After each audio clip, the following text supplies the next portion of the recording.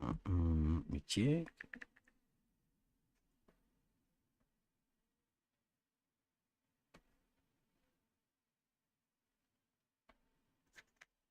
Appears we are live.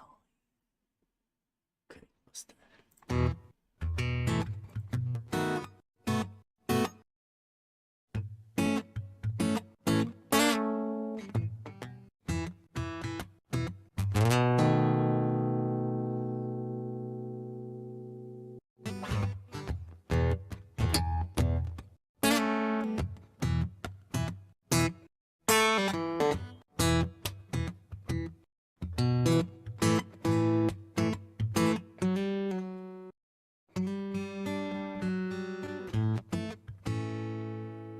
Wish I could work in some more licks.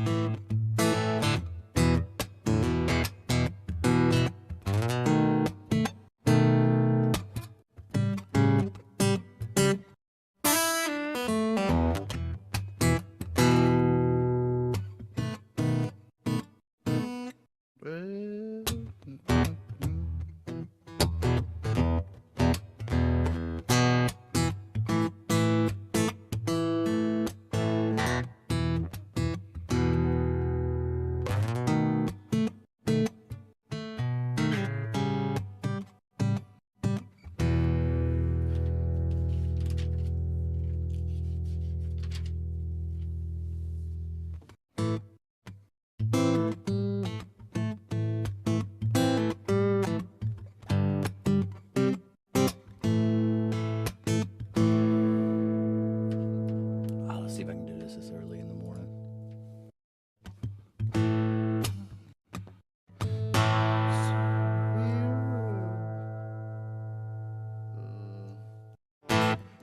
You never measure words in the real world. All you show is your stupid clothing. You never back your claim.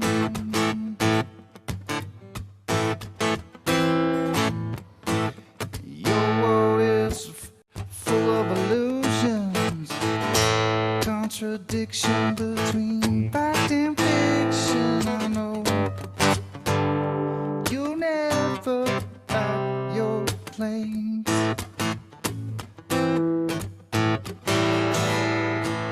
It's like driving the wrong way down a one-way street.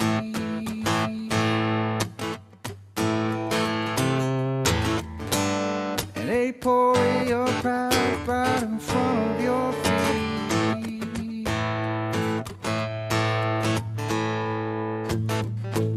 Straight lines converge in the distance. Why do I get so much persistence? I know you'll never prove me wrong.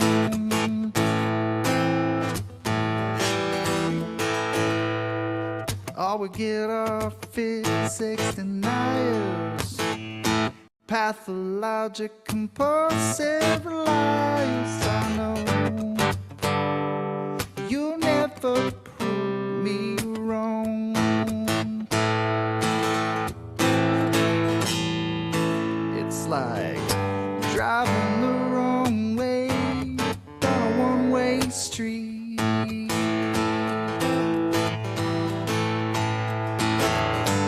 And they pour your path right in front of your feet.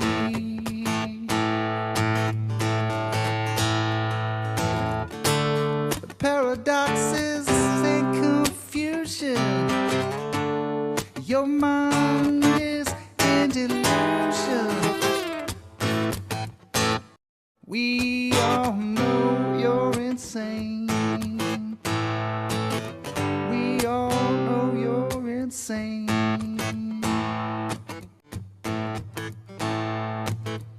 try to explain your stupid tangents. I can see why everybody's so frantic. I know you'll never back your planes. It's like driving the wrong way down a one-way street.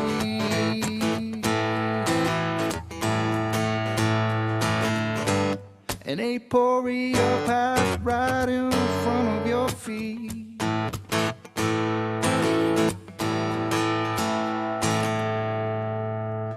Paradoxes and confusion. Your mind is in delusion. Oh, we all know you're insane. We all know you're insane. We all know you're insane.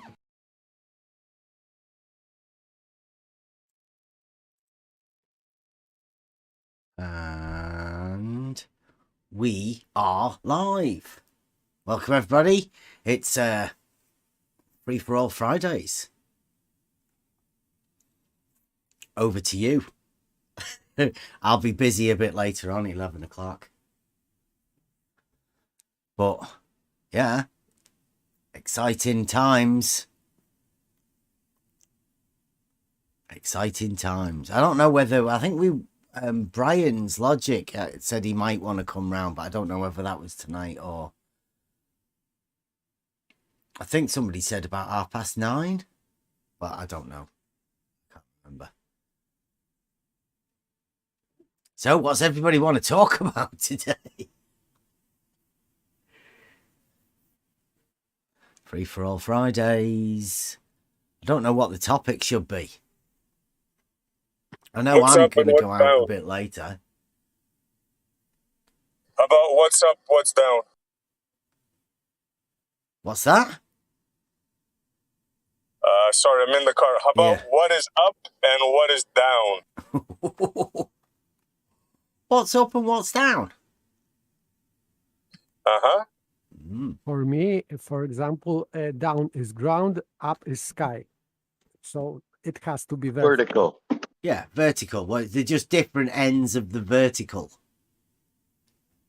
To me. Anyone else want to offer up what is up and what is down? No, those are all acceptable explanations for me. They surprisingly coincide. Yep. All the same. And I also think I'd go one step further and say, if you are going down, you don't ever turn that down into an up. That was my next question. Yeah. Could somebody's up be somebody's down? I doubt that it. is a contradiction, and we have to eliminate contradictions in logic. Yes. Yeah, the aim of logic is to root out fallacies within statements. And yeah, you can't have up being down, down being up. Doesn't really make any sense.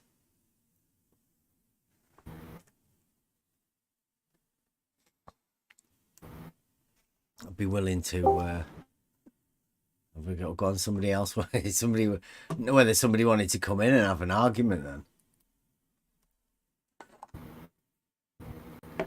Well, I figure since it's Free for All Friday, this is a good topic for our buddies. Yeah. But, I mean, there's none of our buddies in here. I mean, why should we be talking about what's up and what's down for them? Wait till they come in. Well, you asked for a topic. Yeah. You asked...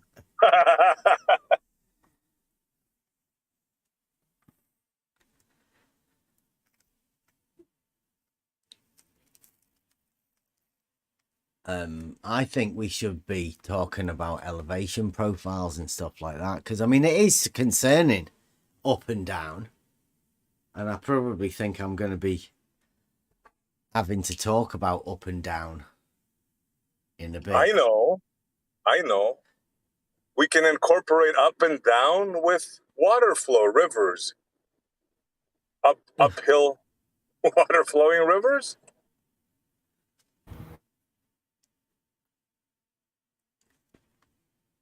Yeah, there's no such Damn thing it. as uphill rivers. Zanuck, you out there? Zanuck, is there any use of talking about liars? No, proven liars. No, Zanuck. Nope. Well, free for all Friday. I guess I'm in a troublesome mood. He won't last 5 minutes. It'd just be obfuscation. That's no conversation at all. I'm trying to pick a topic that will draw them in. Celestial navigation. Where's Rootif gone? Yeah. That's hot. Yeah. But I was hoping maybe you can save that for Brian. Oh, did he say he was going to come in today? He's been talking to you, hasn't he? Yeah, well, he said last night, his time 1:30, he said tomorrow. Now, I'm not sure, did that mean tonight or Saturday night? So I'm not really sure about that one.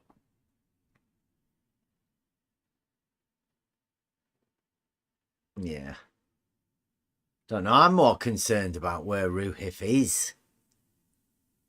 It's very unlike Rootif to not be bragging about his victory. Because he's definitely going to claim victory. I don't even think Toon has done anything, to be honest. Yeah, he put it out that he's a liar. That By Paul the is a way- liar. By the true. way, did you see the tag on his film? McToon. No? Let's see if it is. I advise you to check it. McToon's done a video, has he? Yes, he streamed and he changed the title that flares failed to demonstrate or something like that. But look at tag. Very That he's a telling for me. liar. That's what they're saying, that he's a liar, basically. No, got a lie to the flares. angle. Yeah, I see. That got a something like got a lie to flirt. Got to lie to flirt. Yeah, they've got to lie to people that they're bigoted against. It's really weird, that. Yes, I spotted that, and just amazing. Yeah, I've got it here. They are laughing at face. Yeah, they're telling everybody you have to lie to people. Well, a 2-minute video. Yeah, well, there you go. That's it.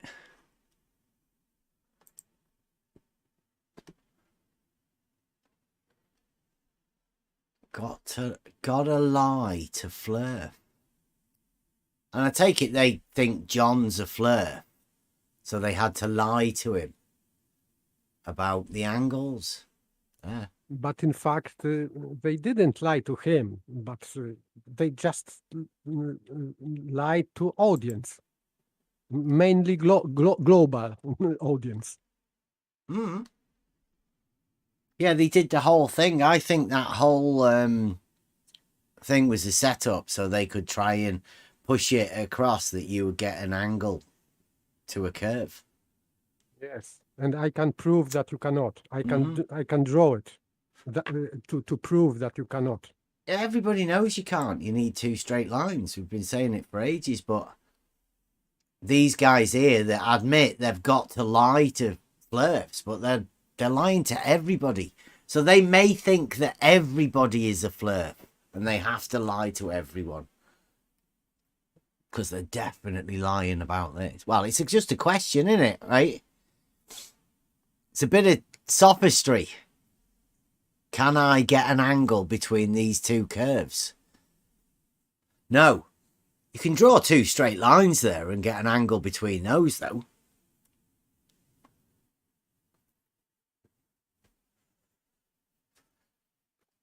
You cannot measure angle because if you have two straight lines and at vertex you draw a circle, because basically it is what we are doing, measuring angle. We are drawing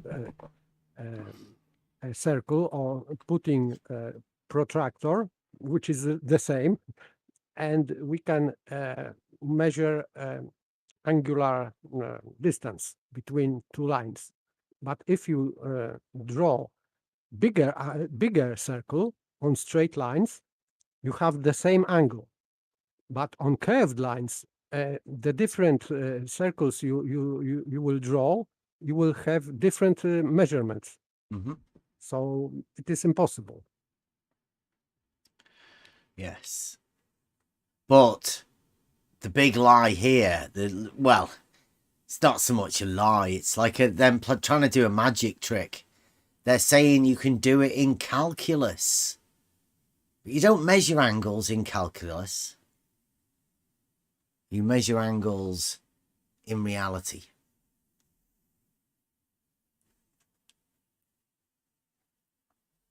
So there is a difference. Absolutely. And the other thing that they're not quite telling everybody about this, in order for you to do calculus, you need to be able to map the curve on a graph. You need it to be on 2D. Doesn't do 3D. Just the 2D. So, once again, they've got to lie to, well, loads of people. McToon lies and admits it. He's got to lie. Otherwise, he wouldn't be able to do any of this. I feel sorry for him, really. But at least he's being honest and letting everybody know he has to lie in his thing.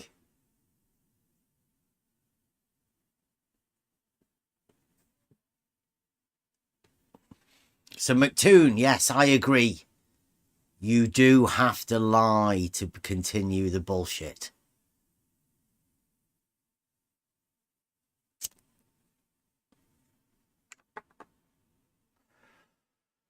So it would be self-telling tag.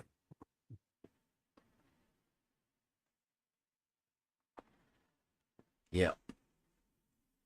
Yeah, that's bad. And which bit is it? Has anybody watched that? We'd see what it is. I don't want to do it because I know it's just going to be propagating a lie about them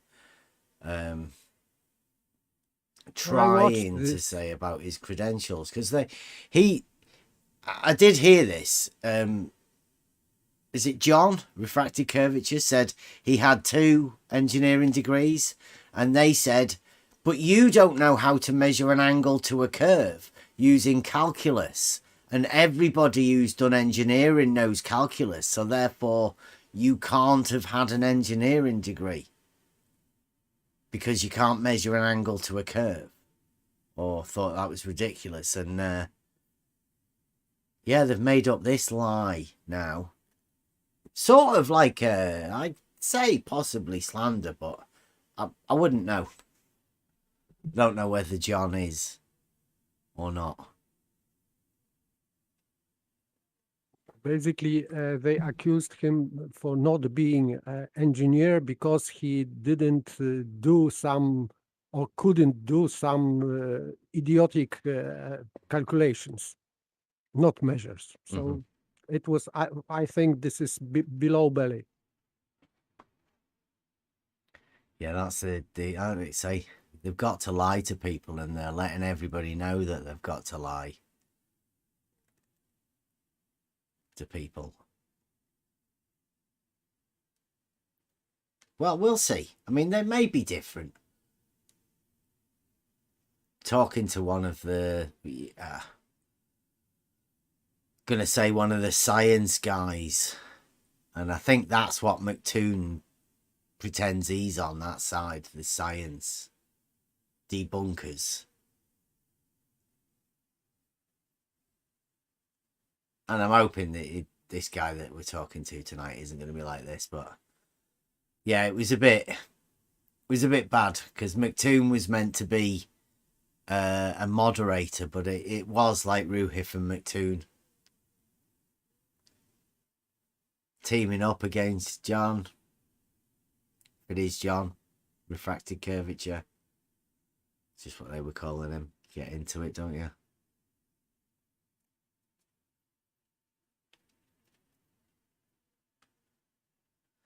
And it's a shame because Ruhif's disappeared. He's left us. He was coming in here and having a chat with us in the mornings and all of that, but now he's gone. Right before he had to do this. So I sort of think he might have come round here to learn a bit about geometry before he went to his little thing with McToon. He definitely learned how to straighten curved line because he was doing at the beginning. So first thing he did, according to this terrestrial refraction or whatever, he conflated his circle till he reached the so-called horizontal line, which was tangent line on his drawing. And then he started to calculate something. So first thing he did was to straighten curved line. I didn't know. I wasn't particularly taking much attention to his video, but I feel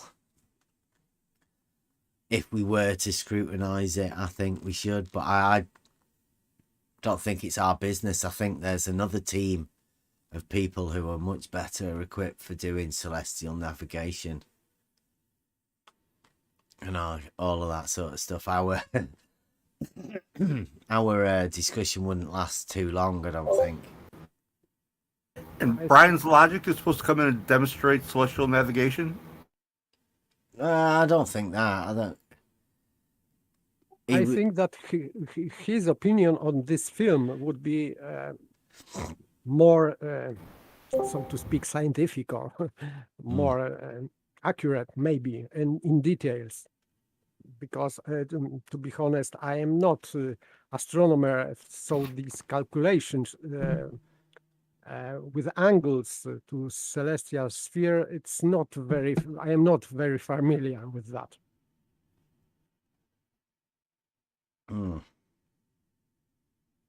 We have a guest. Oh, do we?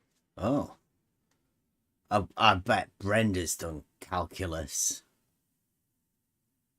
Expert on it.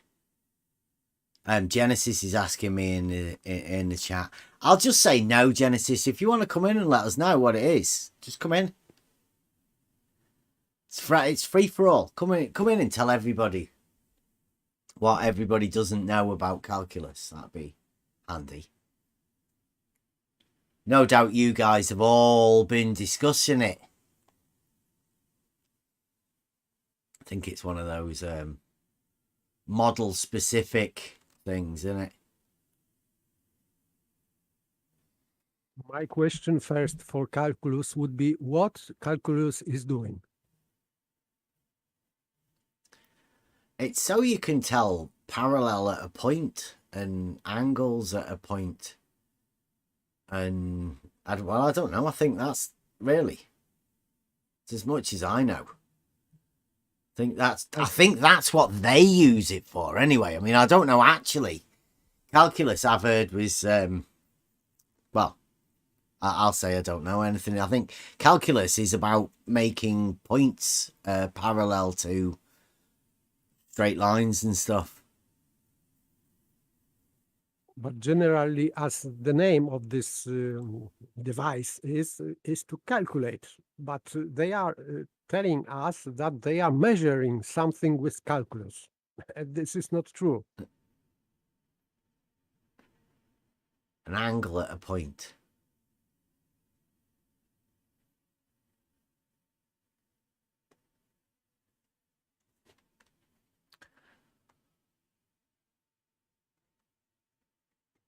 Genesis is in the chat. It's Friday night, innit? Beyond the firewater. Probably not safe he comes in. Oh, Sugar Cookie. Well, that's got the right name as well, that. Sugar Cookie and Brenda. Looks like you've made a friend, Brenda.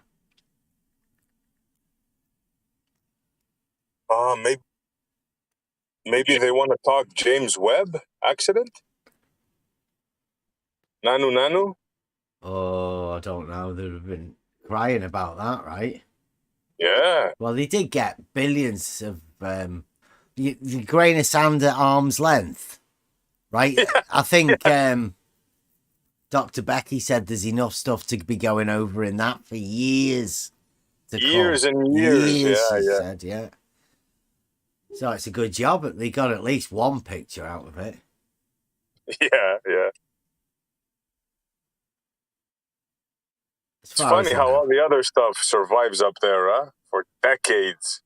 But this thing that cost billions got taken out like in the first week of operation. What the hell? Yeah, that didn't have a long shelf life at all, did it? Yeah.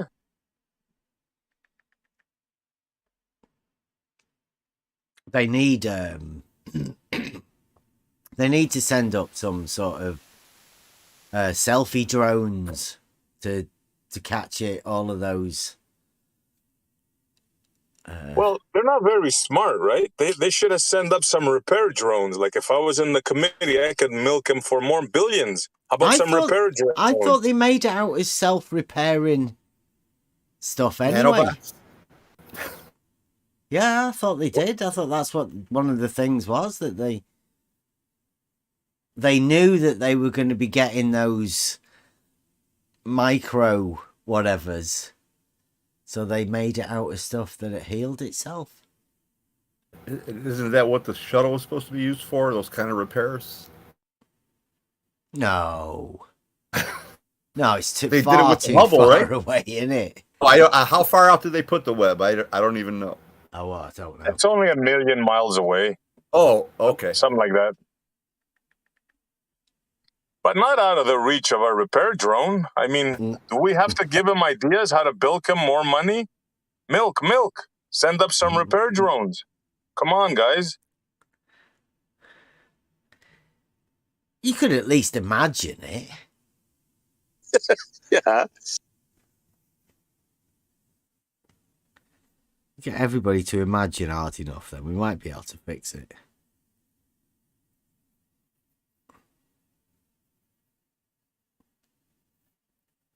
Well, they should be able to just send up some new codes to repair the problem, right? Make adjustments. Just sure they stop prepared for using that bit. They had Use to the rest prepare of for it. some type of accident, right? With all the micrometeorites and shit. They must have prepared for that.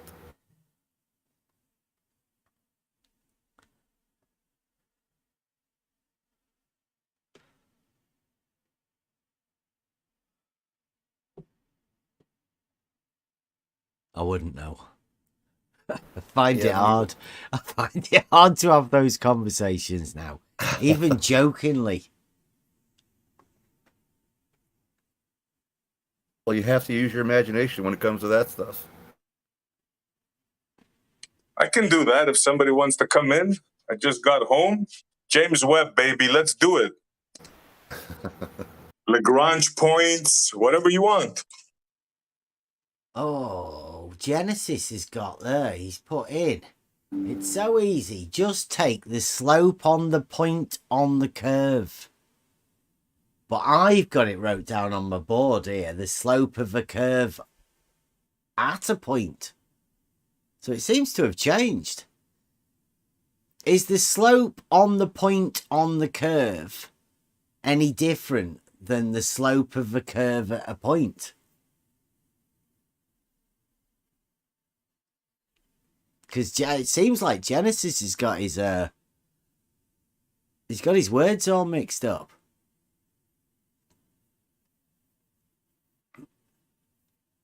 The slope of a curve at a point.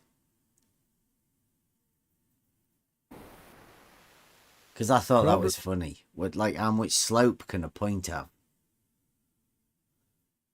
Problem is that if we have curve and we have 2 points on this curve, if you choose one point as a so-called vertex of the angle, and you put another chosen point at this curve, you can create something like sagitta. But if you change any point, you will have different sagitta. So you have a different angle. So it destroys measurement. Yeah, but that's the new thing for the model afflicted, right? Their game won't work if you don't accept their angle at a point, the slope of a curve at a point where it's parallel to the tangent and where the curve's parallel. Their game won't work, so I guess we're not playing the game. I'm out of the game. That's why nobody's going to come and talk to us about it. Rumpus and all of them have already tried it, and they're just going to come on and try and pretend that we don't know about it, which is right. I don't know about it, and I don't know how you can manage to do it. So if any of you model afflicted guys want to come and learn it from Rumpus, then come over and try and explain it to everybody.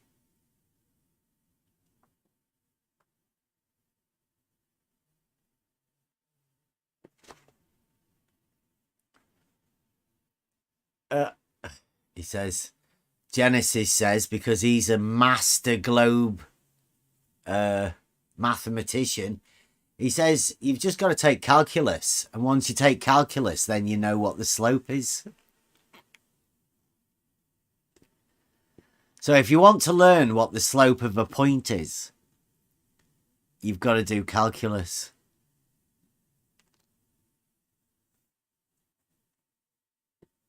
So that's for anybody, any of the globe mathematicians around. You know, like you guys should obviously know.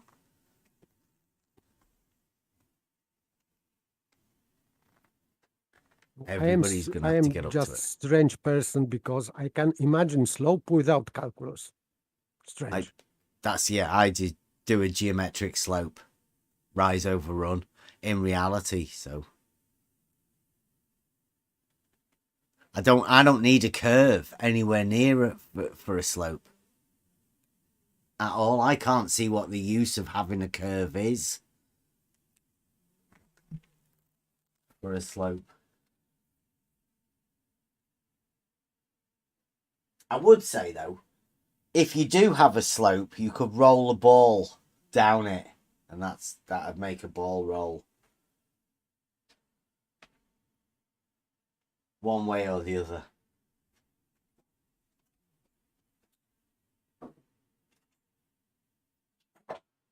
Maybe they want to talk about LIGO. How about LIGO? Ooh, tempting. No, they'd have to explain Blue Marble's elevation profiles. That's a touchy subject at the minute as well. Yeah. Genesis is making some demands here, linguistic demands. Genesis is in no position to make demands.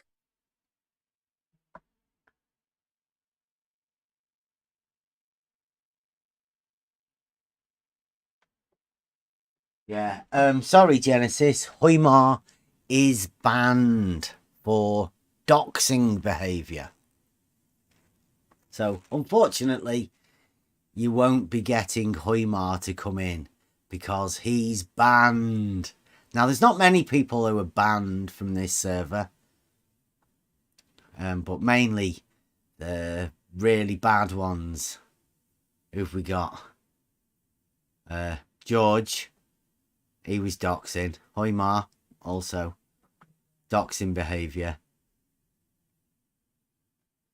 WS did that as well, didn't he? In fact, I think WS was going after kids. We don't have any of that either. Do you think doxing is bad? Pardon? I wondered when Brenda would pipe up. Yeah. Do you think doxing is bad?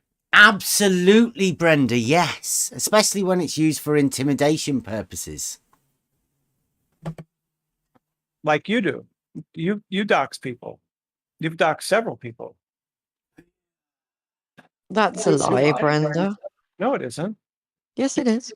Yeah, you contacted employers. No. Yes, you did. He did. No. Total lie. Yes, that's a blatant lie, that, Brendan. You might have been told, somebody might have told you a blatant lie, so then you can repeat the blatant lie.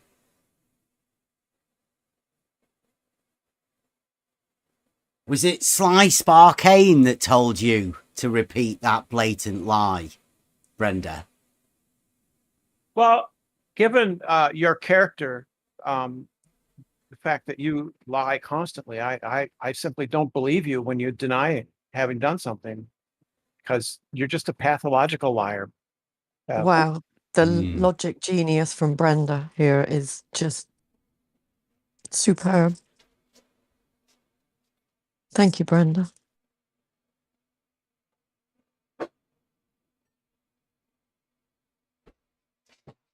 Would you be the arbiter of truth, Brenda? No, I'm saying that somebody who is known to lie pathologically is not someone to be trusted. Could we That's have a some lie right there. evidence for that claim, please? Brenda, evidence for that claim? Or was that just a false claim? Brenda, as usual, I'll take that as a don't yes. don't need to show anything to us. So Yeah, Bev lies constantly. You could talk to him. No, and no, no, lie no, Brenda. about what he said in 5 minutes ago. Gone are the days when you can just say shit and not back it up. Back it up or stop talking shit. It sounds like a slanderous claim, Brenda. You should really back that shit up, shouldn't you? You can sue me. Go ahead and sue. What would even be the point of that, Brenda? Nobody's that petty in here. But you're still going to have to back your claims up. Come on then. Bev is a pathological liar. I'm assuming you have some really well-sourced evidence for this. Present it, please.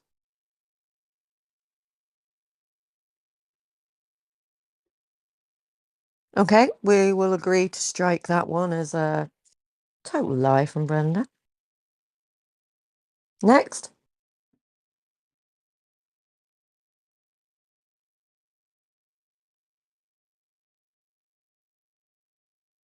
Oh, I think we were done. Carry on, Beth.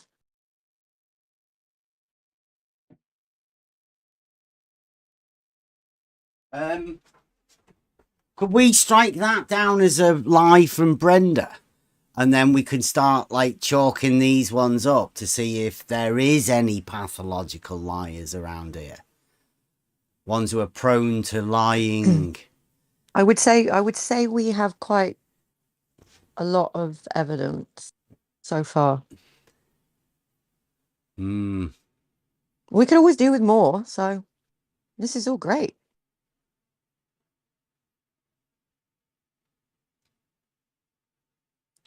Are you looking for some evidence now, Brenda, or something?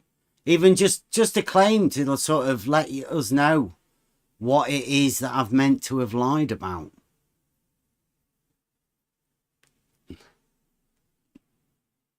I don't think you should give it any more thought, Bev. until it can back up its claims, then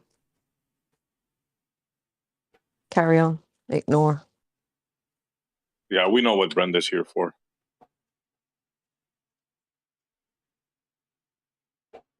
And by the way, I advise Brenda to see this McToon's tag and what he is about to talk about this tag. No, Oh, I the have no one where idea. they admit to having to lie to people. No idea what you're talking about. You can even scroll this live chat here. Beth posted this tag of this refracted curvature against Ruhif film. It has tag. Yeah, you mean with John? That's his name, right? Yes, yes. Ruhif versus Yeah. John lied about having a bachelor's degree in engineering. Yeah, he lied. Do you know he lied? Can you back that up with evidence, please? Yeah, he lacked basic fundamental No, knowledge. no. You have traced his school history, his education history to prove to us right now that he lied. Yes, when you lack basic No, elementary. Yes. no. Stop interrupting, No. man. Stop Where is interrupting. the evidence, Brenda? Come on. You must The have. evidence Yeah. is his lack of What knowledge. university did he go to, and how long did it take you to find out that he wasn't? Come on. You must have all this detail to hand. You've done all this research on this guy. The No, lack again, of is this knowledge. something else that you've just lied blatantly about, Brenda? Stop saying things about people that are untrue. Okay? I don't know why you do that. He displayed a fundamental lack of basic elementary knowledge that would be In required. your opinion. No, Yes.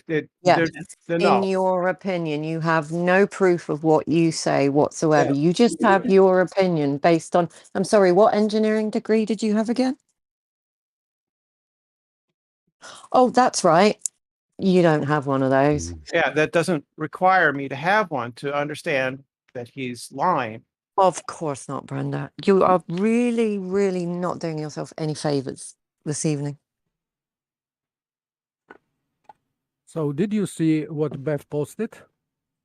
At No, I didn't. so please scroll up, or maybe some new post. You or go to McToon's and Just inform me. Just inform me what your issue is. Just tell me. It's no issue. I just advise you to read what is written. Yeah, just tell me. Just tell me. You're right here. Go ahead and just tell me. So tag is "Gotta Lie to Flirt." This is behind the title. Yeah, I know. Gotta lie to flirt. Yes, Okay, I saw the video. I saw the video. I saw the video. Gotta lie to flirt. I agree. So he is admitting, McToon is admitting that he is, because this is what he posted, not Ruhif. So he said that he is going to lie to Flirt. He's got And, to. No, that's not what the words mean. Yeah, that's what it says. He have to, he has to, or whatever. Yeah. So No, do you concern him? Wait a second. Do you concern him as a liar, McToon? Do I concern him? I don't know what you're talking about. I Do don't you consider him a liar? Consider Yes. him as a liar. Absolutely not. But he's telling in this text that he is going to lie. Yeah, he's got to. No, he's not. Yeah, who's forcing him to lie? Is it you, Brenda? Are you forcing him to lie?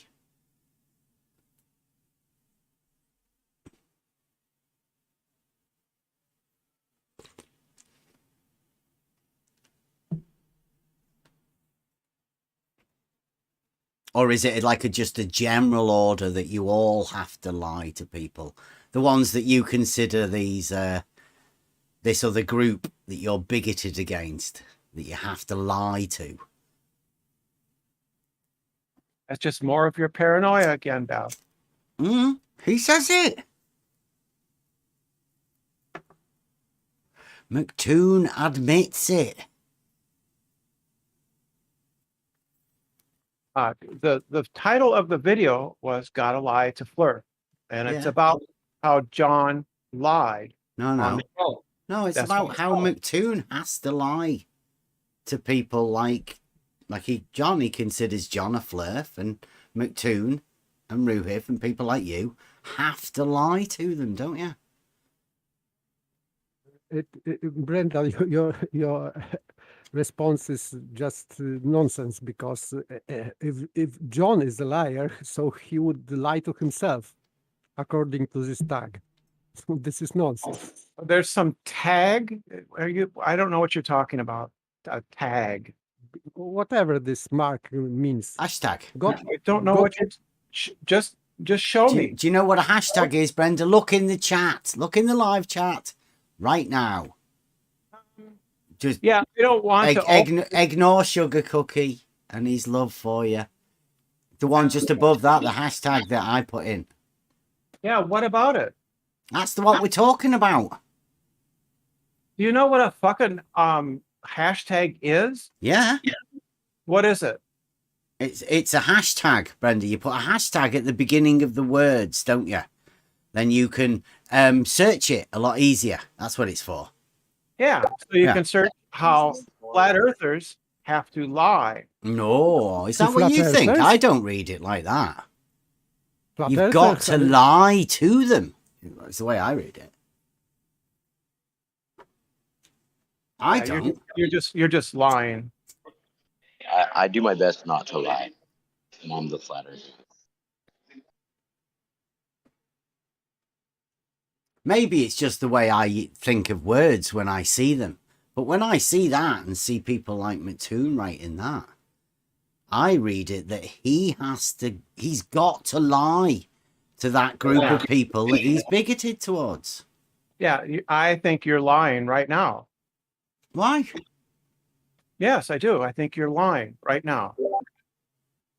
You've got to lie to flirts. You guys have to.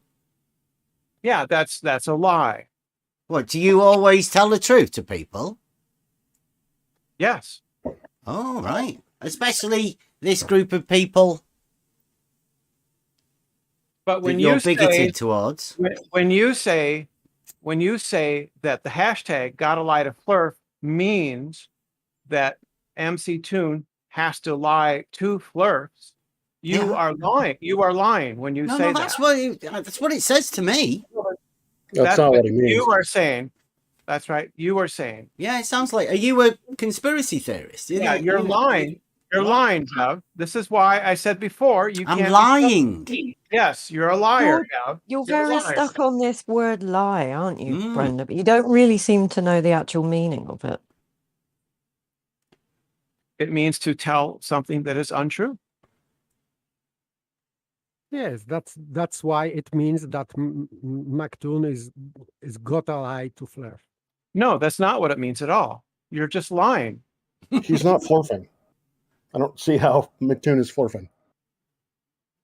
He's lying. He's saying he has to lie to flirts. And flirts are a group of people that you guys, or a lot of people, are bigoted towards, aren't they? It's not a noun. It's not a noun, you moron. It's a adjective. Brenda. The way that I read that is Brenda, you have to lie to do something, and that something is flirting. I don't particularly like that term, but that's what that means. What's that? When you say gotta lie to flirt, that means you have to lie in order to do something. And McToon, when he says flirt, it's you have to lie in order to flirt. Well, what's a flirt? That is what we or what people call proponents of the flat Earth. Oh, a group of people. Sure. Yes. So you've got to lie to that group of people. Okay, that's just twisting things. Is that not what it is, though? I mean, No, that is not what no, he meant. no. Listen, Bev no, is no. fine again. Let's take this literally, right? If Flurf is a group of people, then how can you lie to be a group of people? It just doesn't work that way round at all. Can words be other than nouns, Bev? It's a verb, dude. It's a verb. What's a verb? In this Flirth. context, flirth is a verb. Oh, is it?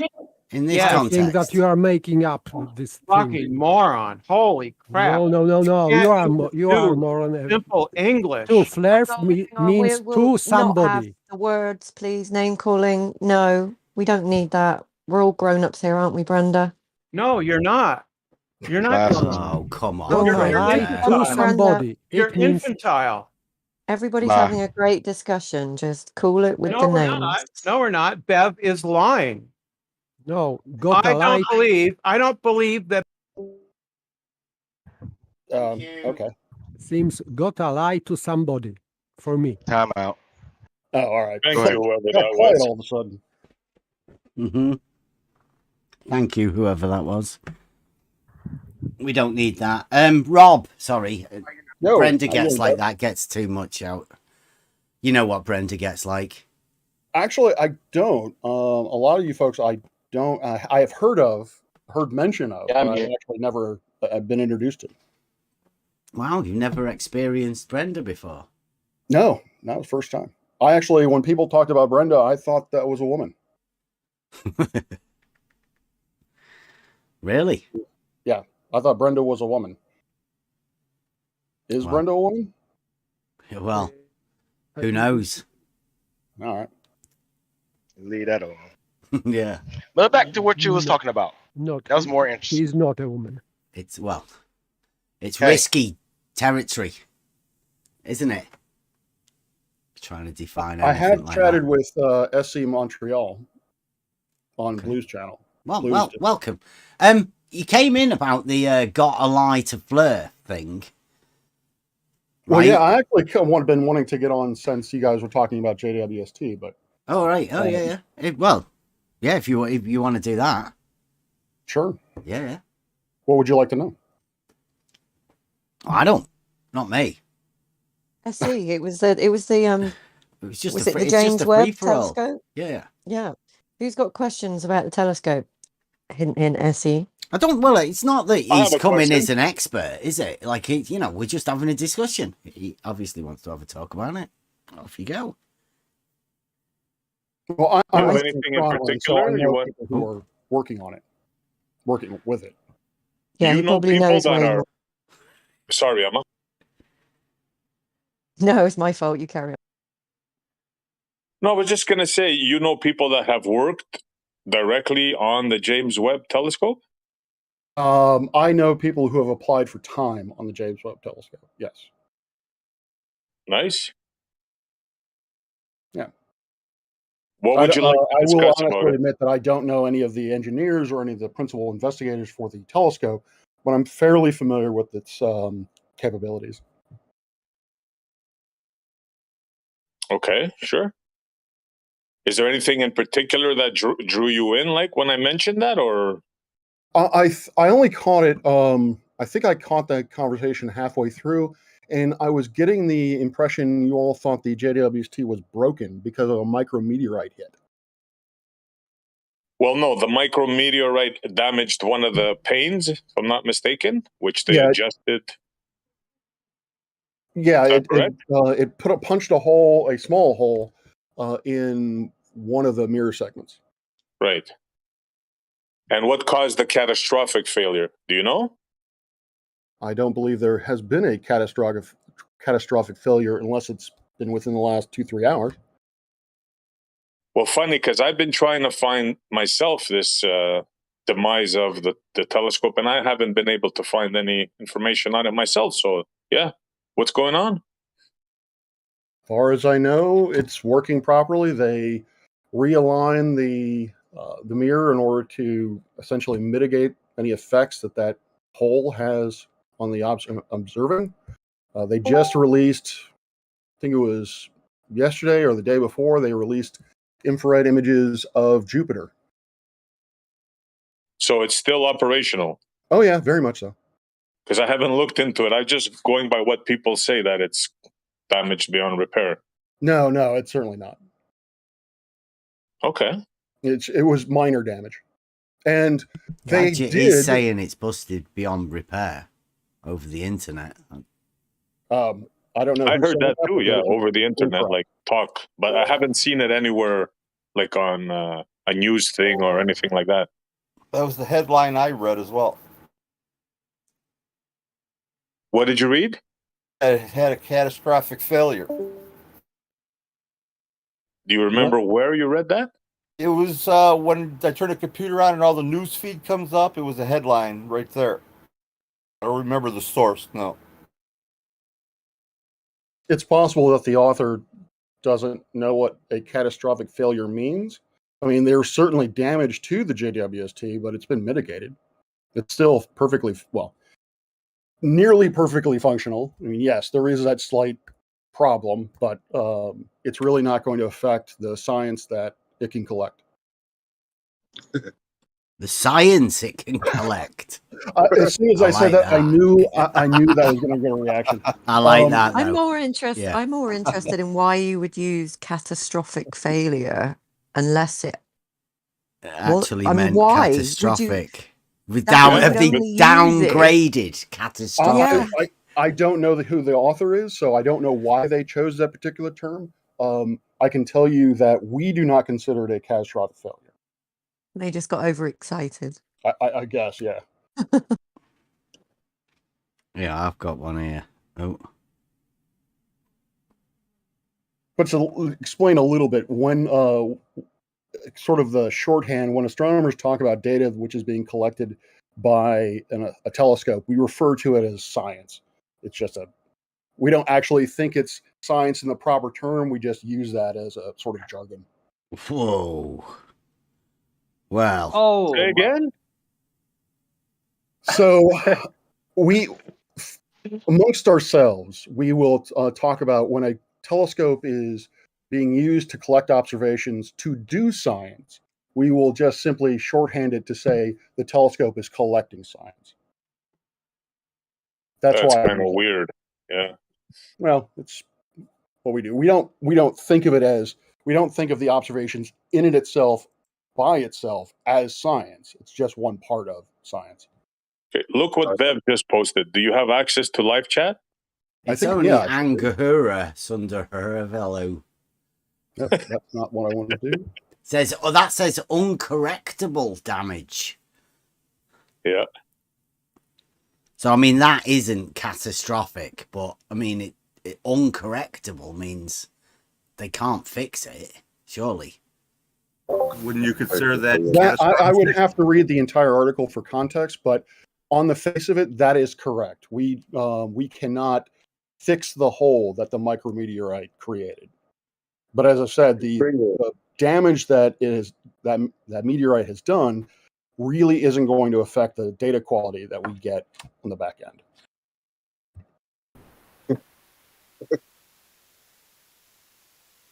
So in other words, there's like how many mirrors? 18. 18 mirrors. Mm-hmm. In other words, in plain English, a meteorite struck one of those mirrors. Correct.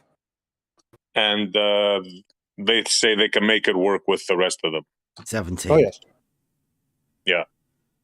Didn't a similar problem happen with the Hubble? What was the problem that happened with the Hubble? There was something similar with the mirrors, and they went up and corrected it. Oh, well, the mirrors weren't ground properly, right? Correct. Originally? So, essentially, as I like to inform my students, units matter. And students? So, units. No, did you say students? You like to inform your students?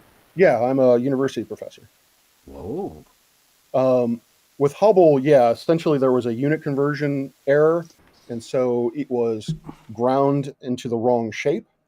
So when they realized that, they actually basically put a corrective lens into the system to very much, essentially Hubble got glasses, is a simple way of putting it.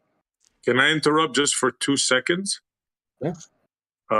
Ahmad, please, Brian is in the server and he says he's having problems. If somebody could help him out. Sorry, go ahead.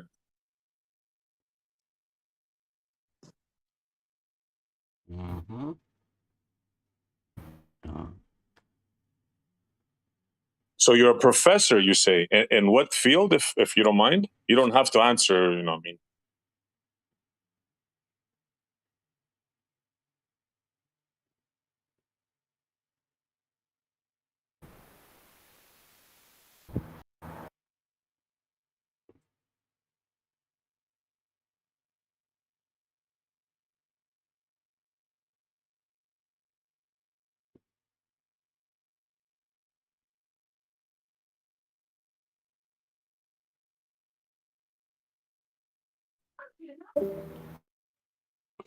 Hello. Hello, welcome back. How are you? Good, good. How is everyone? Fine, thank you very much. Has anybody found Brian? Is he like been in the server ages ago? He's in here somewhere, but I can't find him.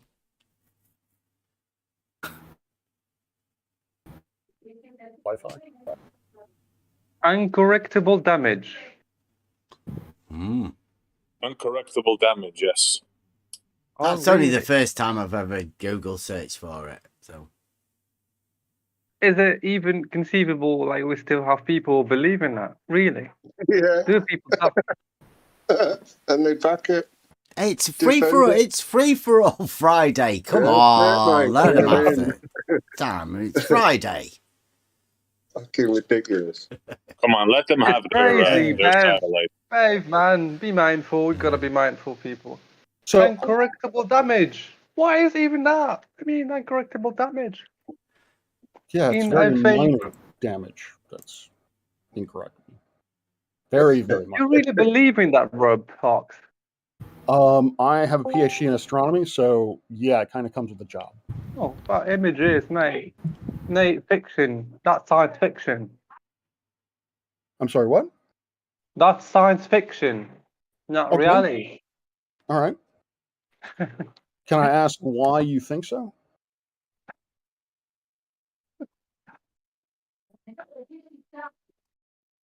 It is obviously sci-fi.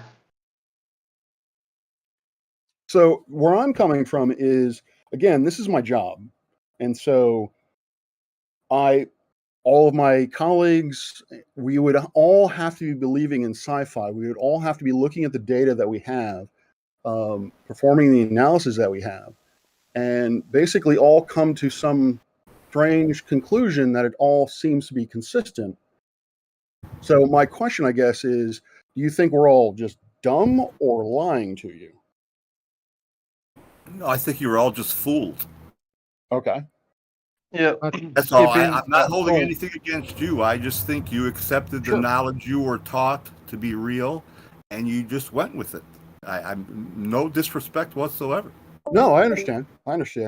We do active research as well, and so we're learning new things, and it's these new things that are consistent with things that we've been taught in the classroom. Yes, but you've never been to space, have you? I have not. Okay. All right. I've looked through many a telescope, but I have not been to space. So basically, your job is that you are sitting at computer screen and you are just reading numbers and drawings or whatever. That is a large portion of my job, yes. So you Occasionally, can- I do go out to actually look through a telescope, but you're correct. Most of the data that I have, if not all, no, all of the data that I get is captured on digital cameras. Well, that's good. Good to have you, a PhD in astronomy. That's welcome. What believes in space? Yeah, Like I look, said, it's that's kind of a respect. job We requirement. respect everybody here. I mean, as long as they're respectful. Sure. Yeah, I'm not here to troll anyone. I'm not here to name call or anything of that nature. Really, I'm just, I just want, if people have questions about astronomy or JWST, I would like to be able to answer them. And I just want to know where you all are coming from, essentially. Well, here, I'll give you one thing. I'll give you one thing with the James Webb, right? Just a minute before because he did just do a you all, right? We are Right. all, every one of us, individuals here. We aren't a group. I That's apologize. it. I did not mean to generalize any of you, or any. I did it again. I don't mean to generalize anyone who believes in the flat Earth and Dude, make them this, seem no, like some this other- is definitely a thing. I have to say, this is not a flat Earth server. Absolutely not. Okay. Right. Then may I ask what it is? It's just a Discord server. Oh, all right. Yeah, and I'm the only flat earther here, by the way. Weird. Then what is the Bev? What is the shape of the Earth? What? You said it's not flat. Yep. So what is Absolutely not flat. Okay. Which bit do you want to talk about? Well, just the world itself, the place where all human beings reside. What geometric shape is that? What shape is it? Yeah, it's all sorts. He's got all sorts of lumps and bumps. Level's not a shape. It's not. What I'm saying is, the Earth. For myself, I believe the Earth is a globe, is a sphere, or approximately that. So can you prove that? Rob, I'm not here to prove anything. I'm here to ask questions, and my question to Bev is: the world that I'm thinking of is a sphere, and so if you were to look at that same world, what shape is it in your mind? Look at it, you say. Conceptualize. In your imagination? I guess, if you want. I don't. Okay. I don't have a reason to conceptualize a whole when I only know a little tiny part of it. Okay. Fair enough. Well, that's just me. Hey, everyone. Lots of other people can do whatever they want, mate. I know for a fact that a lot of people conceptualize all sorts of models, but they're always, every time, in people's heads. That's where the only place a model exists. Yeah, I've spoken with Sleeping Warrior, and he tells me that it's flat. I believe QE says He's that told it's flat. me I'm Morgan said autistic it's flat. for saying it's not flat. Well, that was kind of him. So yeah, although I'm also on the 24/7 Flat Earth Discord, and a lot of them also tell me that the perception of flat Earth as sort of a monolith is very, very inaccurate. That a lot of people just simply do not know. Nobody knows. Yeah, nobody knows what it is. Everybody has a completely different idea of everything. Everybody's conceptual model about whatever it is their own, and whatever they imagine other people have, that's their model of other people as well. Like, it's still other people. Like, you get your own model, and you get your own model of what you imagine other people's models are as well. Okay. I don't do that. I don't see the point in it. We don't have a standard, and like you have in your head a standard size and shape. Most of the people here don't have that. We don't do that. Like me, myself, I have absolutely no clue what the shape of the Earth is. Okay. And I know I'm going to die not knowing, and I'm fine with that. But you do know that it. Well, all right. I don't want to put words in your mouth. So are you saying that the Earth is definitively not a globe, or are you saying that we don't know that it's a globe? If it could be. We say Why are you so obsessed with your globe? It cannot be a may I globe ask a question? if water doesn't curve. Can I ask a good enough? question? Oh, hello. I'm good. Yeah. Yeah. Hello. Yeah. So, I've heard that this server isn't really about a flat Earth server, but then what is That's dead the right. purpose of the server? What's that server about? Because I can see a lot of discussions about flat Can Earth. I hang on before you go down that route? Can I please ask how old you are? I am almost 16. I know my voice is very, very high. I've been in a lot of flat Earth debates servers, and I'm I just know. asking. I'm really sorry, mate, but we don't let anyone in here who's under 18. I'm afraid. Okay. Doesn't sound under 18 to me. Well, he's He just just said he admitted was under that he's 16. underage. I'm not gonna lie about my age. Yeah, I'm so almost I 16. I'm not gonna lie. misheard. yeah, Sorry.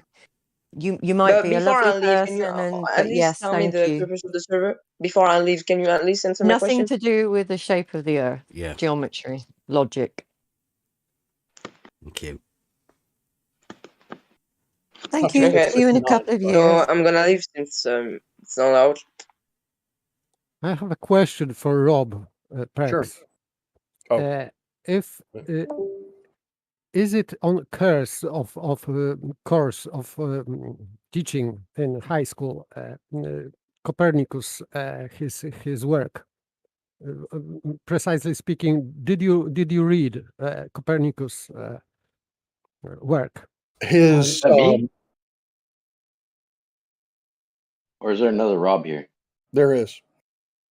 Oh. Hi, Rob. Okay, sorry. Perks, yes, it was Hola. for Rob Perks' question.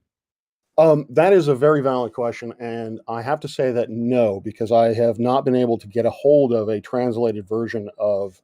I can't even remember the name of the damn thing. Of his work, of the work which he postulated or put forth the heliocentric model. I am currently working through the Principia, and I'm also currently working through Galileo's observations. Novus. You mean Can I interrupt for you mean Principia of Isaac Newton? Yeah, paper? Give me a second, Newton's please. Principia. Yeah. Can just let me interrupt for just 1 second? Sorry, guys, because Brian is having a hard time. Brian, can we get a mic check from you? Hello, can anyone hear me? Barely. I can. Yep, loud and clear. Oh. Sorry, guys, go ahead. I'm sorry. I was asking about Copernicus because I have read his work, not entire work, because I omitted something like tables of astronomical this position of stars or whatever. But in his introduction, he said that only his proof for his heliocentric model was just saying or writing that you have to believe that this is that way. Only that, nothing more. In entire work, he didn't back up anyway, or in any way, shape or form, what he was claiming. Just simple claim, nothing more. Yeah, so it's actually rather fascinating, and this is one of the reasons why I want to read the original work, is because like Kepler's motivation. I understand what Kepler's motivation was when he derived his empirical laws, but Copernicus has always been a mystery to me. The idea of a heliocentric universe was not his alone. That was actually first postulated by Aristarchus of Samos. But what I assume is that Copernicus, like many of the astronomers of the day, was just sick and tired of the Ptolemaic model, just how inaccurate it was and how cumbersome it was. And so he just said, well, he actually had some religious viewpoints on this, but just from a scientific point of view, I think really what he's saying is, let's put the center of the solar system, create a model, see if it can actually predict where the planets will be at some future time better than the Ptolemaic model. And unfortunately for him, because he still used circles, it really didn't. It was basically the same as the Ptolemaic model. Are you aware of the axis of evil? Oh, other than George Bush's Axis of Evil, I think I've heard the title, but I haven't really looked into it. It's something about cosmology, something dealing with cosmology, correct? You have a PhD in astronomy, and you haven't heard of that? We don't talk about or at least the astronomers that I talk to. I don't have a lot of colleagues in cosmology, so no, that's not a common turn of phrase. If you could tell me what the specifics are, then I could probably get into it. You are aware of the cosmic background radiation? Yeah, CMB. Yeah. Yeah. Well, they did tests, and they realized that somehow, some way, the matter out there is not uniform. Yeah, that's actually very It's somehow aligned. important. Aligned? Yeah. And somehow this alignment has the Earth in the center of it. You are aware of the implications of that? If that's true? I would have to look into that. I have never heard that the CMB has any sort of alignment other than, actually, I take that back. As it happens, the CMB, just the raw data from the CMB, actually is proof that the Earth is rotating around the sun because it shows a clear anisotropy. Basically, the gas that is coming at us appears warmer than the gas that is moving away from, or the gas behind us. Yeah, When I'm we not talking correct about for- just. Oh, sorry. I was going to say, once we correct for the motion of the Earth around the sun, then it becomes isotropic as we expected it to be. In terms of this alignment that you're talking about, I've never heard of it. Yeah, look into it. They called it the axis of evil. Okay. So the first time they tested it, they weren't sure. Questioning the team that did the measurements, but then they measured it a second time. Okay. And the second results, the guy was astonished.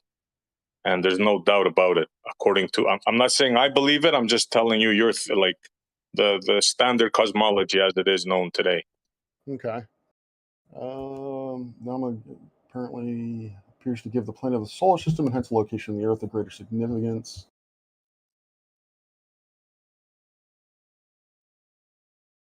Also expect to be. Does this man know where the claim I will look that up. we are Thank going you. around the sun came from? A minute, Brian. Can I just point out as well, foolish decisions? If you ask questions and then get emotional about the responses, please don't come and ask questions in here. We don't want you getting all emotional, foolish.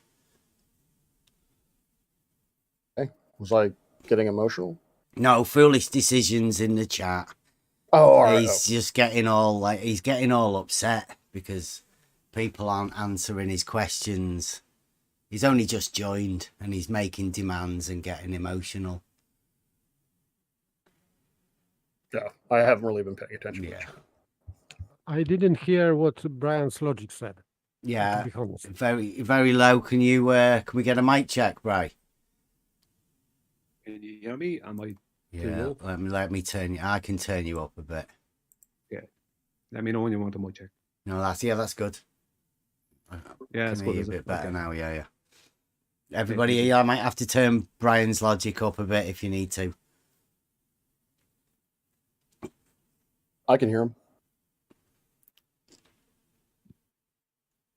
Yeah, the question I had for that man was, does he know where the claim that we rotate around the sun came from? The original claim? Yes, the origin of it. The origin, it was speculated by the Greeks of approximately Hipparchus's time, so 300 BCE. But it was not, it was dismissed because they couldn't see stellar parallax. And so the conclusion they came to is because we cannot see stellar parallax, the Earth must not be moving. But what we believe in mainstream, I suppose, is that they didn't see it because it's just a small, exceedingly small effect that you need a pretty precise instrument to be able to detect.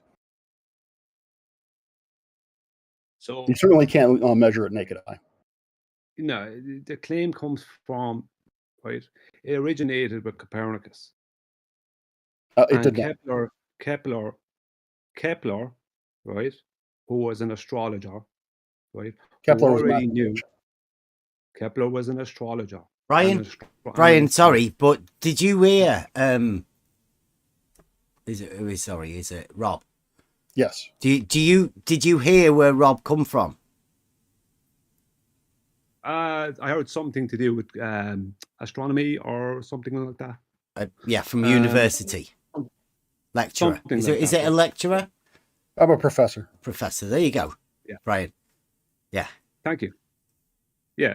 The Kepler was an astronomer, but he No, he learned wasn't. astronomy through astrology. No, he wasn't. He was an astrologer. He was not. He was a mathematician.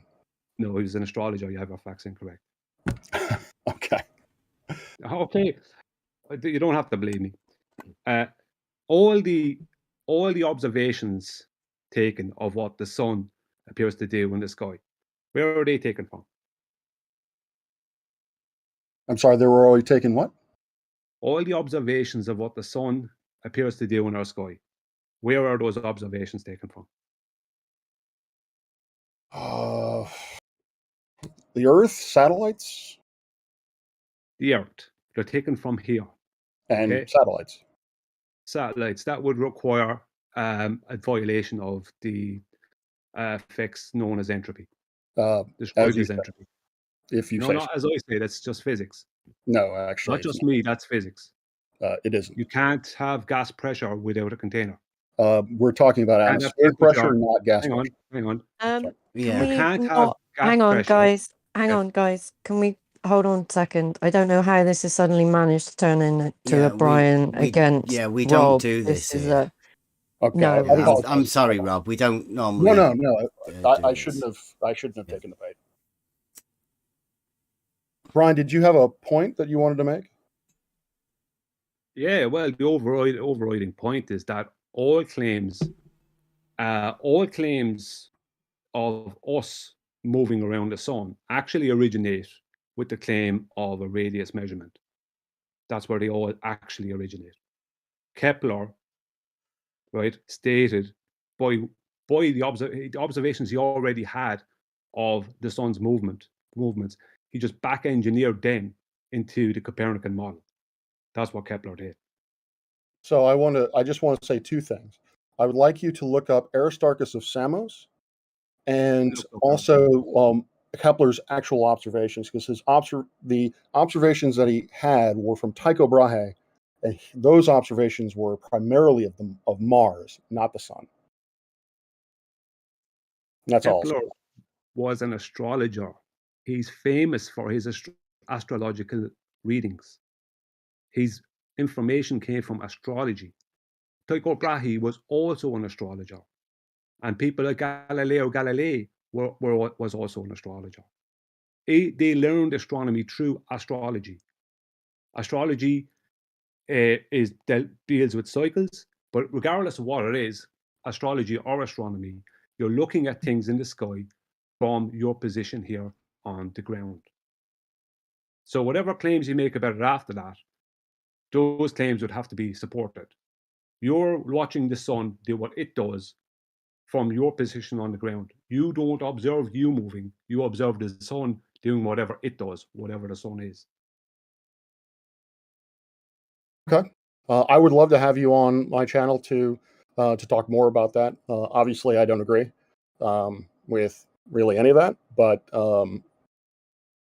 yeah, I don't want to monopolize the conversation here. So yeah, and I'm pretty sure that isn't what Brian's coming for as well, right, Brian? You've come in for something else. Have you heard about the celestial navigation thing, Rob? Have you? Has that Yes. sparked your interest? To a certain extent, I watched the debate with Ruhif and the other gentleman. I don't know his name. Refractive curvature. I paid attention to it. My only, I suppose, critique of it was it would have been nice. Yes, he continually said that Ruhif had done his job for him admirably, but Ruhif's analysis included a radius of the Earth. So it would have been nice to see him present it, basically find the position in, I think, Chile, using his own calculations, even if it was just repeated by a repeat of what Ruhif had done. It would have been nice to see. Okay. Ruhif. Well, let's go to Bri. Well, I would say just before we start this, I've always had a thing, and I think Bri knows about this, that my problem occurs after you get the angle. It's the, like, because I still maintain you can do fuck all with that angle. You mean the angle of elevation? Just an angle. You measure an angle, don't you? Yes. And like it changes names. Ruhif was telling us about it. It has many different names, but you just measure an angle, and then from there, Ruhif was telling us he changes that into a distance. But I say that's impossible, and that's where I end. But Brian has come to explain.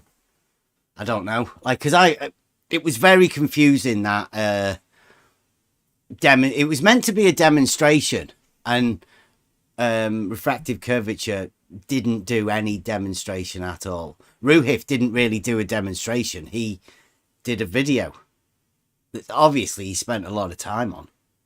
Mm-hmm. And I didn't really get much of a clue on what was going on. So, Brian has come to explain it, yeah? Yeah, well, before I share my screen, which once it's okay by you, and go through what I'm going to do, I'm going to keep it all as basic as much as possible, because I want people to be able to have an understanding of it, because it's been so convoluted and confused by the opposition. And even if you're listening to Nathan's at this stage, it would be confusing, because we're going through different terms, and if you don't know the terms and what they actually directly relate to, they will confuse someone. So it's nothing to do with intellect. It's just anyone would get confused. I get confused if I didn't know the terms, like anything. First of all, what to say about the thing there tonight. It was Ruhif who accepted John's challenge. John's challenge was that he would concede to any argument and any model that anyone wanted to present from our opposition side, and he would also be willing to back up any model they decided to hand him to support. His challenge was his only defense was going to be the celestial sphere model, okay? Because that's a flat earth model.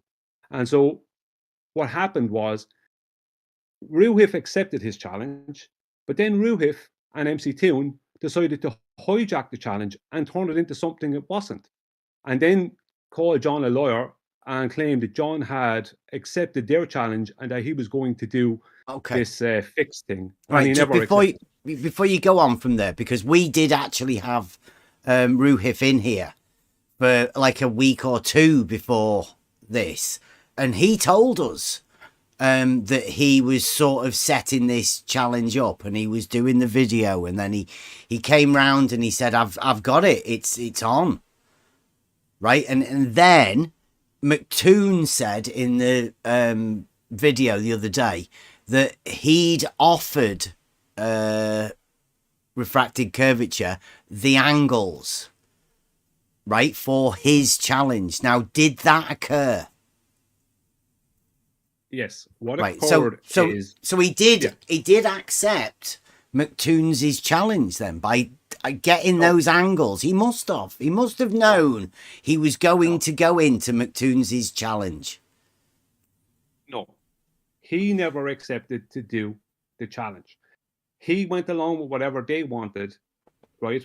And he was sticking to what he originally said, right? That he wasn't going to be doing this challenge. He was going in there and he was only going to use the celestial sphere model against anything that Ruhif or MC Toon put forward. And no matter who it was, because there were several people supposed to be debating John prior to Ruhif accepting it, and they didn't do it. They backed out on it. Right. Well, I asked Ruhif, and Ruhif said, because I said, Ruhif, you've sneaked him in there, haven't you? I said, Ruhif, you sneaky bastard. You've got Ruhif. You have managed to get somebody in to do McToon's challenge because nobody wants to do it. And he said, yes, that was his entire thing, was to get somebody from Flat Earth Debate into McToon's challenge, then he could defeat them. That's all Ruhif was after. John must have known that was on the cards. Oh, he knew that Ruhiff was going to be presenting this whole thing and this whole supposed globe fix. He knew about this. That wasn't like in the dark about it. They asked him what to choose angles. He said, "I don't care." He didn't care because that was his whole thing. Do whatever you want. That was his whole challenge. John's challenge from the start. Bring whatever you want. Do whatever you want. But as soon as his exact words were all leading up to this, and Ruhiff is well aware of this, is that he won't be arguing past the point of concession. As soon as they must use the flat earth to do what they're doing, and which is basically, when I say the flat earth, the celestial sphere model represents mean sea level. So I know that term is not popular over here, but what I mean is that they're talking about the horizontal baseline of the earth that all elevations are taken from. So mean sea level is what is represented in the celestial sphere model. So John was only going to argue using that celestial sphere model. He wasn't going to go doing any fixes or anything else. And even in your video, was it yesterday or whatever you put out the day before, when you asked Ruhiff, did John accept this some days ago? And Ruhiff said no, he hadn't actually accepted it. Yeah, John never. It was the second one he did. Yeah, the second one he did say that he had him. You know, like the first one he said no, but the second one he was all chuffed because he sent us a little clip in this Discord server to let us know that it was on. It had been confirmed. He was well chuffed. What it's like. Yeah, but you know what it is? Let's just say I was standing next to you and I ask you, do you think I'm after getting taller? And you go, well, not really. Then I ask you again, do you think I'm after getting taller? Well, not really. And I keep on asking you, and you're with me for several days in a row. Eventually you're going to go, yeah, I think you did get taller. And that's basically what happened with John. He didn't accept to do the challenge with Ruhiff and MC Toon. He never accepted that. It was his challenge in the first place that Ruhiff accepted. They hijacked his challenge, obviously, turned it into something else. Yeah, and yeah. But you've got to see how it looks to everybody else now. I mean, that everybody else isn't privy to those things. That's why I put that video out. Right? Because Ruhiff was obviously telling us something, and then he's got John telling him something else, and then who knows? But you've got to know that when McToon built that as a demonstration for celestial navigation between Ruhiff and refractive curvature, that's the way it looks, and that's the way McToon was going to sell it. Yeah, like John is aware of that. And I actually sent you a video to John, and he listened to it because he was angry that they were calling him a liar. When, as a matter of fact, they lied. He never. And I can guarantee you, they cannot produce any evidence. Yeah, we've had Brenda doing it tonight. Yeah. What did she produce? Nothing. That's what I mean. But they can now say it because he put himself in that position. Well, what Brenda was talking about was. What they tried to say was that John didn't have any degrees in engineering because of the calculus thing, yeah. Well, which is not true. John pulled Ruhiff on his use of calculus because what Ruhiff did was he took a curved line, he straightened it with calculus to do what he did, and then he tried to curve it again by adding, tried to say it's curving again, for an elevation angle and stuff. Like John was putting him on that. John didn't even want to go off of the celestial sphere model point. He wanted to stick with that. So them saying that John didn't understand it was not true. John knew exactly what Ruhiff was doing. Maybe he didn't explain it as well, but he knew exactly what he was doing. I mean, like John, like I don't know. Like I'm here to. I'm obviously in support of John, but like Brenda's saying and any of the rest of them saying he's not an engineer or whatever, I mean, they'd have to support that. Sorry, someone said something there. Oh, I'm just looking at Bev just put a GIF on the Discord server, which I can never unsee now. Thanks. Somebody asked for it in the YouTube chat. It's Friday, free for all. Go over here now. Right, good, that way I don't have to look at it. I think the assertion was that this is my recollection, was they asked refractive curvature if you can take the angle between two curves, and he said no. So from that, that is incorrect. You can take an angle between two curves. You just have to use calculus in order to do it. So so you cannot measure. You can calculate. Well, what has this got to do with celestial navigation? Measure, calculate, determine.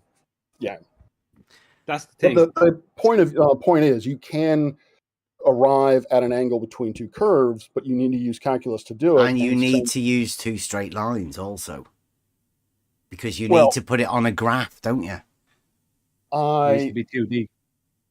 You can put it on a graph without straight lines. But the graph has X and Y. It's already got the straight lines on the graph.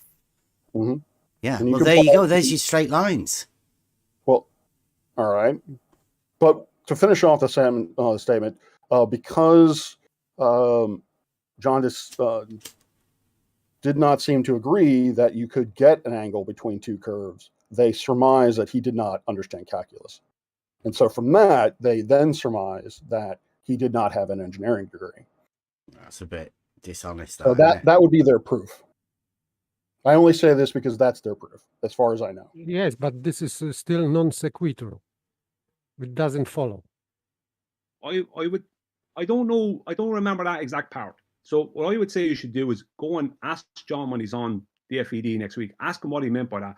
Because what John might have meant, I don't know, but what he might have meant is that he might have disagreed as that is not part of celestial navigation. That might have been his disagreement. No, I think he'd have been saying literally you cannot measure an angle between two curves. You need the straight lines. Yes, he said that. I remember that exactly. He probably meant that. That's probably what he meant. Yeah. Yeah. Because to do what you're talking about means two tangents. Sorry, McToon and Ruhif insisted on him that he would agree that you can measure. And he didn't agree with that completely, and because they were repeating the same question, so he left. Yeah, but at that stage, it just turned into like a character assassination attempt. I mean, you can get two barrels of oil, right, and stand them up, and you can get two pieces of wood, and you can get those two straight pieces of wood, two 4x2s, whatever, and make an angle between those two barrels with those two 4x2s. But who cares? What's it got to do with anything? It has nothing to do with celestial navigation. At that stage, the whole thing was just after turning into a farce, from what I remember. Yeah, that's what those guys do. They turn everything into a joke.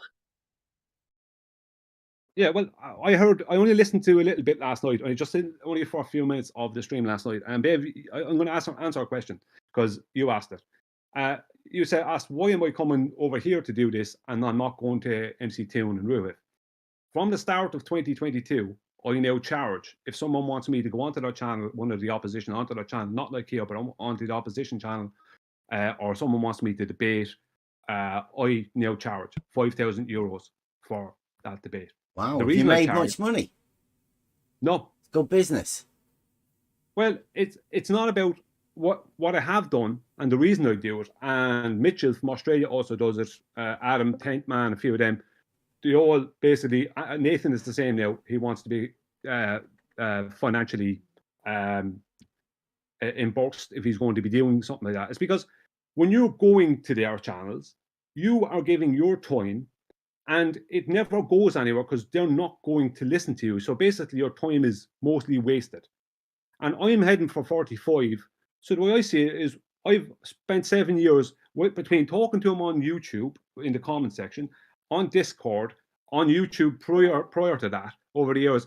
If I go back at the amount of time I wasted trying to talk to people who had no interest in any progress in anything, they just wanted to waste my time. And regardless of what you ever say, even if it's not on a flat globe topic, if it's not even on a different topic, the opposition won't concede when they're incorrect because you are against, they see you as you being in a different faction, so they won't concede.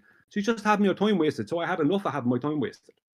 And that's the truth. So I don't get, I get people looking for debates off me, but most of the people look for debates off me now. Before the start of 2022, I wasn't able to get debates most of the time.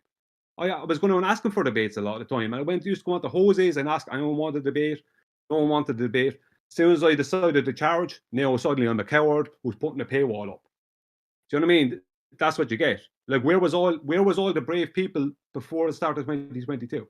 So I just had enough of having my time wasted. So that's why I don't do it anymore. I don't expect them to pay me. They have the money if they want it, but I don't expect them that they will. So that's the Just answer. out of curiosity, Brian, have you ever admitted that you were wrong? Yes, of course I have. When you're wrong, you're wrong. All right. And there's plenty of evidence there of that. Okay, fair enough. I'm not interested in trying to make myself be right when I'm wrong. When you're wrong, you're wrong. It's only more embarrassing to try and force something when it's obvious you're wrong. What's the point?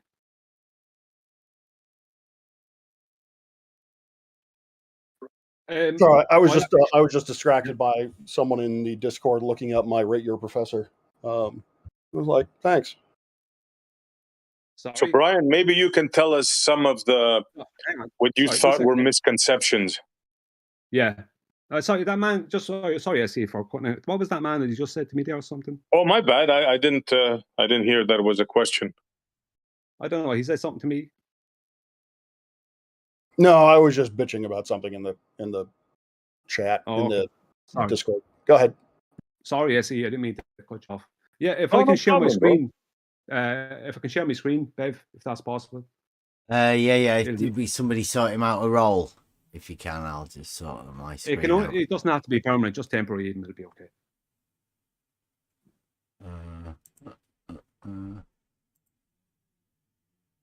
I know you have to run a tight ship on the server. Yeah, I get that. Is somebody on that for us?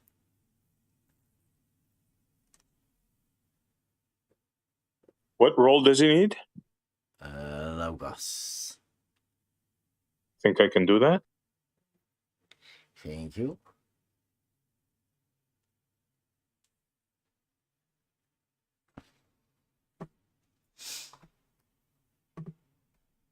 Pretty good time we got. Yeah, we got an hour.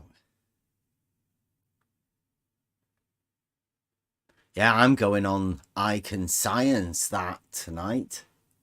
He came over here, so I'm going to go over to his channel to have a chat. I think he wants to do a level test. Is Emma here? Because I don't think I'm able to do that. I tried, but it doesn't give me the option. Who are you trying to give roles to? Brian wants to present his screen. Oh, okay. Bear with me. Thank you. Icon Science said he's a friend of mine. I've talked to him a number of occasions. He's a good dude. Mm-hmm. Is he allowed with glasses? Yes, he does have glasses. Yeah, he's actually a nice fella. He's not too bad at that. I spoke with him. Thanks, Bev. I have that ability now. Don't be a stranger, Rob. I need to pick your brain on a few things. So don't be a stranger. Sure, I'm willing to hang out.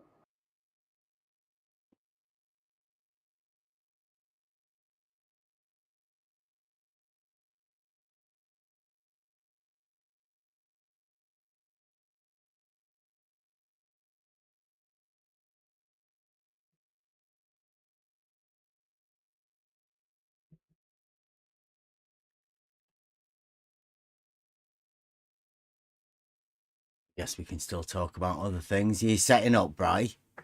You got your...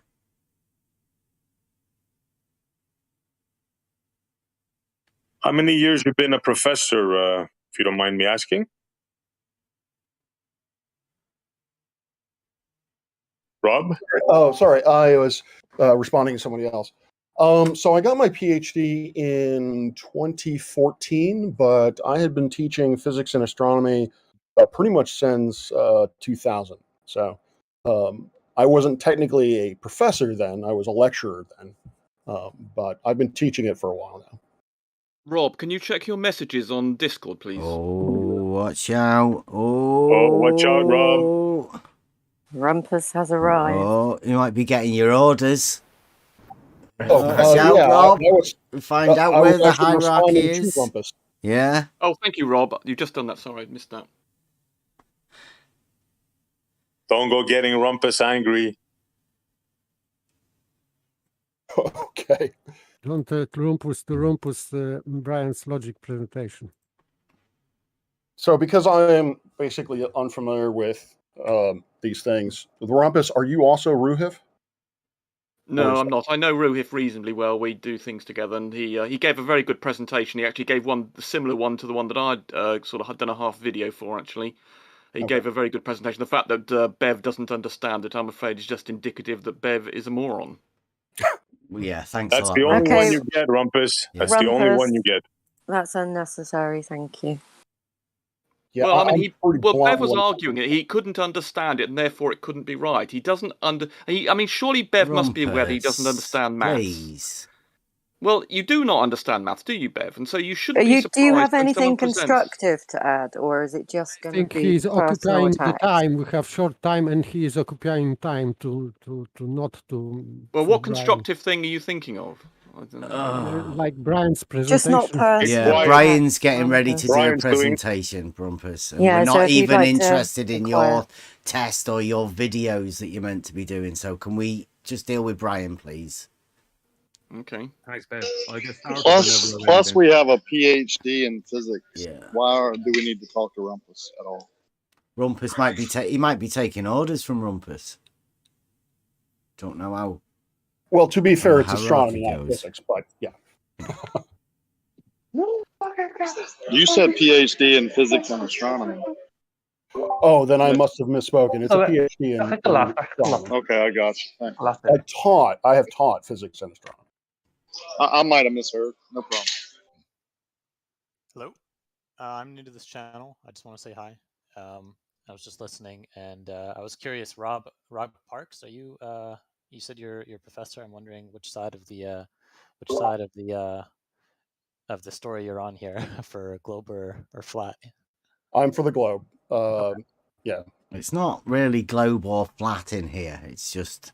Yeah, we're not interested in the shape of the Earth. Why not? Because we're not, Rumpus. Because we're not Yes, you interested. are. Can we just in the let shape of Brian the do his thing, please? Yeah, You just want to deny you're a flat earther. You want to deny that a point of someone constant get to elevation their would thing form a before straight I line. do? Rumpus, you can do this later, or we can mute you. It's your choice. Okay. Come on. Come on. Okay. Ooh, there's All a right. star and an observer. Guys, let me know when I start whenever you want, Bev. Please, Brian. Okay. Take that as a go. Okay. I'm going to keep it as basic as possible. I'm going through the very basics here in the first two slides, first two or three. And then I'm going to detail the corrections, because I was listening to the show here recently, and there was some confusion about the corrections. Okay, and the corrections are confusing because one of them was changed. The original of what it was is not what it currently is. But anyway, we're not going to go into them right now. They'll be in a while. So this purple line here at the bottom of this is the observer. This orange line at the bottom of this is the GP, the geographical position of a celestial body.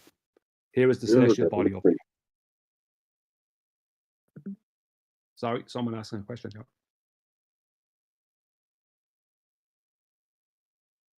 Anyway, I'll keep going because they didn't say anything else. I get these two. Okay. So this purple line represents the observer's zenith. Okay. This orange line represents the zenith from the GP to the star. Okay. So the basics of it is, right, the bottom of this rectangular box, or right here, that blue line, that represents mean sea level. Now, it doesn't matter what distance it covers. The point is that it's just the horizontal baseline that basically all elevations of everything are off. So you're talking just mean sea level, right? Sea level for basic. So let's just say the observer is here and they take an angle to a celestial body, which is over here. Okay. Now, if that angle, let's just say it's 54 degrees, right? So what we do then is once it takes the angle that's 54 degrees, you minus that then from 90. So 54 minus 90 equals 36. And that 36 is then the angle between the observer's zenith and this angle line here. That's called the zenith angle. So you start off, you get the elevation angle, right, which will be using the mean sea level as the baseline of basically let's call it the 0 degrees horizontal baseline of the Earth. That's what they use, but they use mean sea level as that is what it's defined as. And they take an angle to a celestial body. Let's say it's 54 degrees, leaves them with 36 degrees from 90, because they obviously have to use 90 because they're using right angle triangles and perpendiculars. So from the observer zenith to the angle line is 36 degrees. That's the zenith angle. What happens then, to get a distance to the celestial body, they don't need the almanac for this. They don't need an almanac for the distance. They only need the almanac for the location, for the coordinates. Once that's based on the time that the angle was taken, right? That's the only reason that's the first reason they need the almanac for, is just the coordinates. But they don't need the almanac to get the distance. And the reason is that the distance is an angular measurement. So what they do is they multiply the zenith angle, which is 36 degrees, by 60, right? So why did they multiply it by 60? Does anyone know? Make a guess. Because on a spherical Earth with parallel light, that is that's what gives you the distance along the Earth. Demonstrate the geometry of it, Brian. Show how you work that out. Just be quiet. I know you came in to try and ruin this. I know that. Go on, show us, do the math, do the geometry for us. I am doing it. Okay, that means you're going to provide for the mathematical equation Rumpus. to give you angle. Rumpus. You can't tell me. Okay, so the reason, I just say it, the reason they multiply the zenith angle by 60 is because they're breaking this, our zenith angle is 36 degrees, they're breaking it up into minutes of degree, because there's 60 minutes of degree in every 1 degree, right? So they're breaking it up into minutes. So, so 36 multiplied by 60 equals 2,160.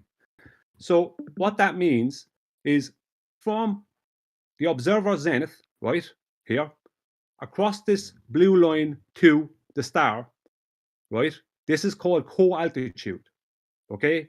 So that is the co-altitude distance, which is 2,160 minutes of degree from there in a horizontal across to the star. So I'm just going to highlight that a sec, right? And I have a reason for highlighting it. So, right, so that purple line there represents that 2,160 minutes of degree. Now, this is where nautical miles come from. Every 1 minute of degree is transformed into 1 nautical mile. A nautical mile is a way of representing minutes of degree as a distance, a horizontal distance, along the baseline of the Earth. All nautical miles, nautical mile distances, are all horizontals, and they're all based off of mean sea level. So what happens here is they take this co-altitude distance of 2,160 minutes of degree, and it's brought down mathematically to mean sea level, and that gives them then a distance between the observer and the geographical position of the star of 2,160 nautical miles, because every 1 minute of degree becomes a nautical mile. That's where nautical miles come from. So now they have a distance between the observer and the GP of the celestial body of 2,160 nautical miles. They don't have the position of the GP. They don't know the coordinates of it unless they look at the, once they have to take their time. Once they take the time, when someone's taking an angle, they say mark, right? The time is marked, and then they check the almanac for the coordinates of where the GP is. But they have the distance. They don't need the almanac for the distance, because the distance is all based on angular measurement. So the next thing they do is they want to then, right, they know that between their location and the GP of the star, there's 2,160 nautical miles.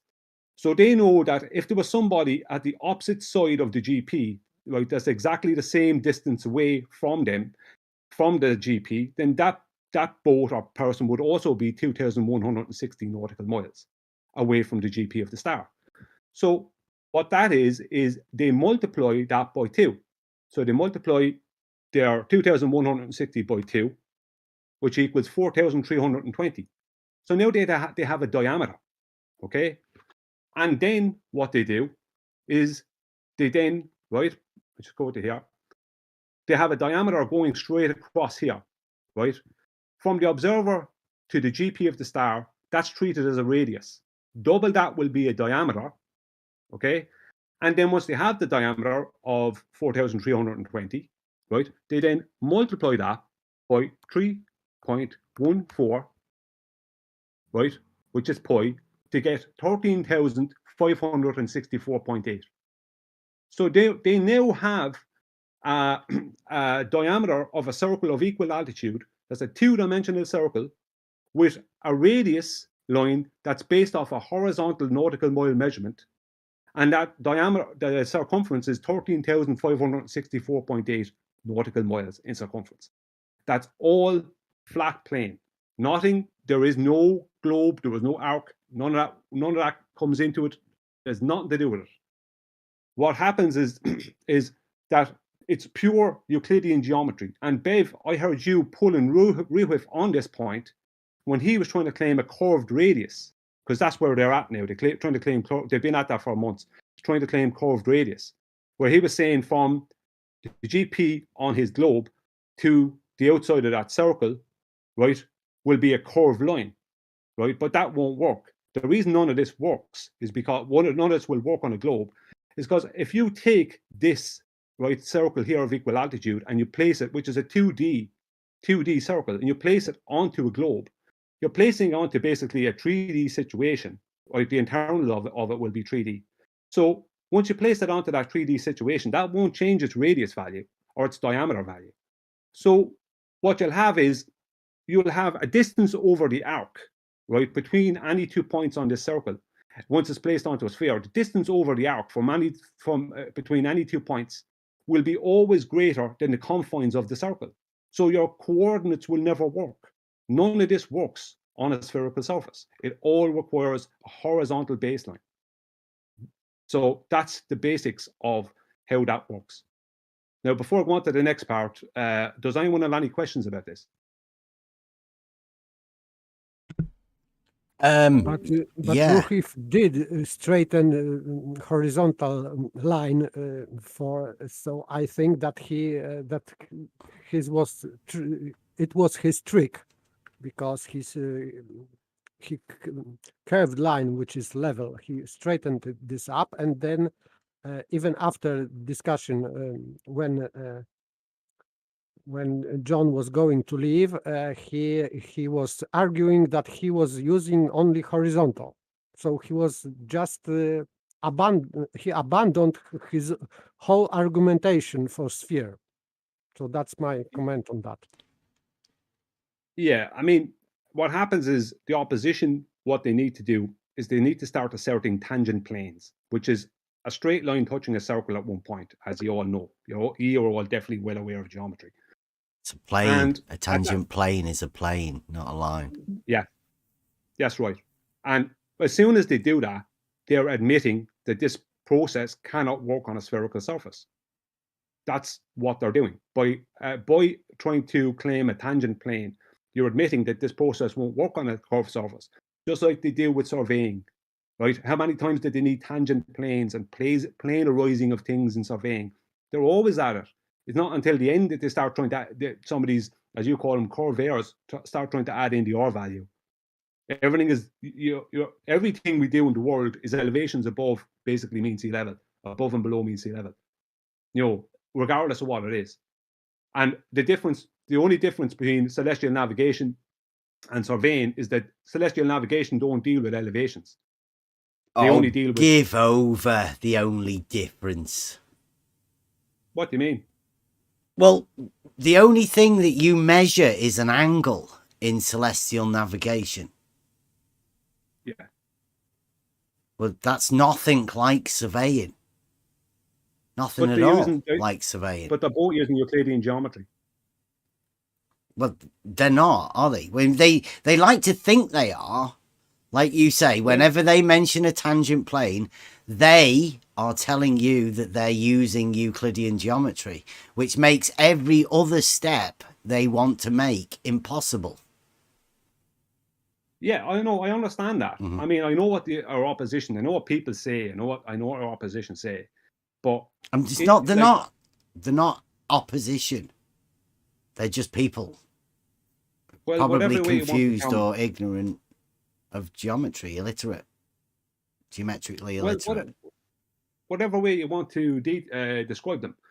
The point is that they claim, right? They always have to add an or value in somewhere afterwards, right? No matter what they do, whether it's surveying, whether it's celestial navigation, or whether it's aerospace. But that's they always impossible. Have to try and add an or value. It's impossible in solid geometry. What's impossible? Finding an R value. Yeah, but they can add it in mathematically. But it's impossible to do it. So you can't do it. You can do it on paper. That's the point, and make the claim of it. Because it's Euclidean geometry, yeah. But the Euclidean geometry tells you that finding that R is impossible.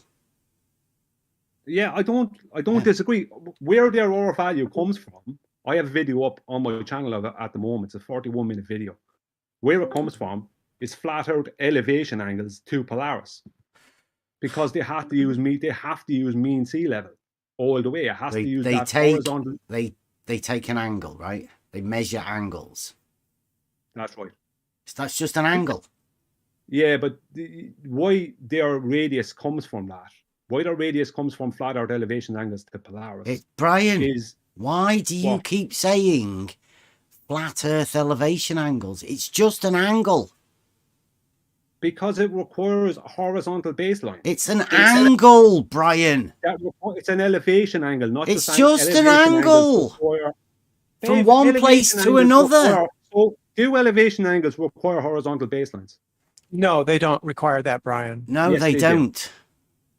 Okay, so elevation angles. You can measure an angle from anywhere. Can you? I'm saying elevation angle, not just angle, elevation angle. I specifically said elevation angle. You don't need a baseline to measure an elevation angle. No, you don't. Brenda. Brenda. You have to use a 90. So, do you understand that elevation angles are defined as having to use a horizontal? They're based off of a perpendicular elevation angles. They're based off of 90. Okay. That's what they do. That's what they are. I thought they just measured an angle from the horizon. Well, that's you do have a sextant as well, don't you? I mean, that's not a tool for establishing a horizontal, is it? A sextant. It is. It is. I'm getting to that in a minute. I just wanted to see if there was any questions about these first two parts. So a sextant is now a level. Yes, a sextant is, exactly. Well, do you want to know more? The aeronautical bubble sextant, right? Because they don't use the horizon with the bubble sextant. It was used in airplanes, commercial airliners and all this kind of thing before GPS and different things. That has a bubble level, and that bubble level creates a horizontal, and that horizontal can span 5,400 nautical miles. The bubble level creates the horizontal. That's why it's called a bubble sextant. So the level of a sextant can go how far? The horizontal it creates can go as far as 5,400 nautical miles, between 90 and 0 on the arc scale.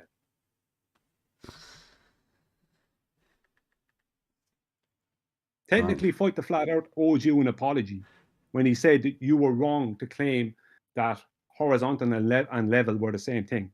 The bubble sextant proves you correct because they've used it. Give over, Brian. Okay.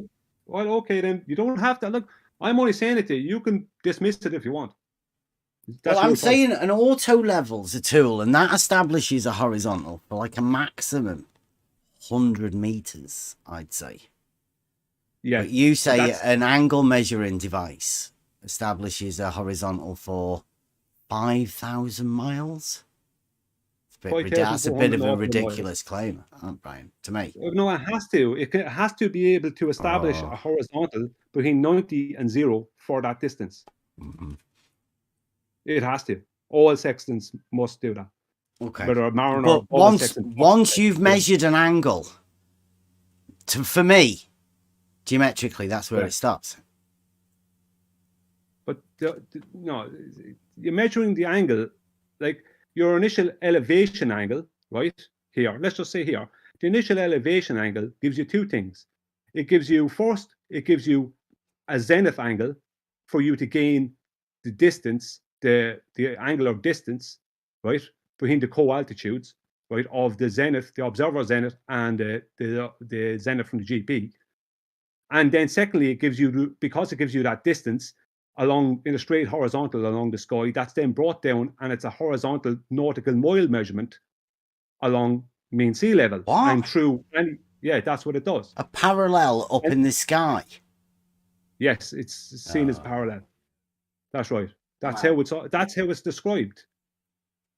I'm not making these things up. These are things that are real, that they really use and can really use. This is a real tool that they can really use for navigation. Like, that's the whole point of it. And then, like, what does that horizontal baseline here become? The radius of a circle of equal altitude, because all radius lines have to be straight.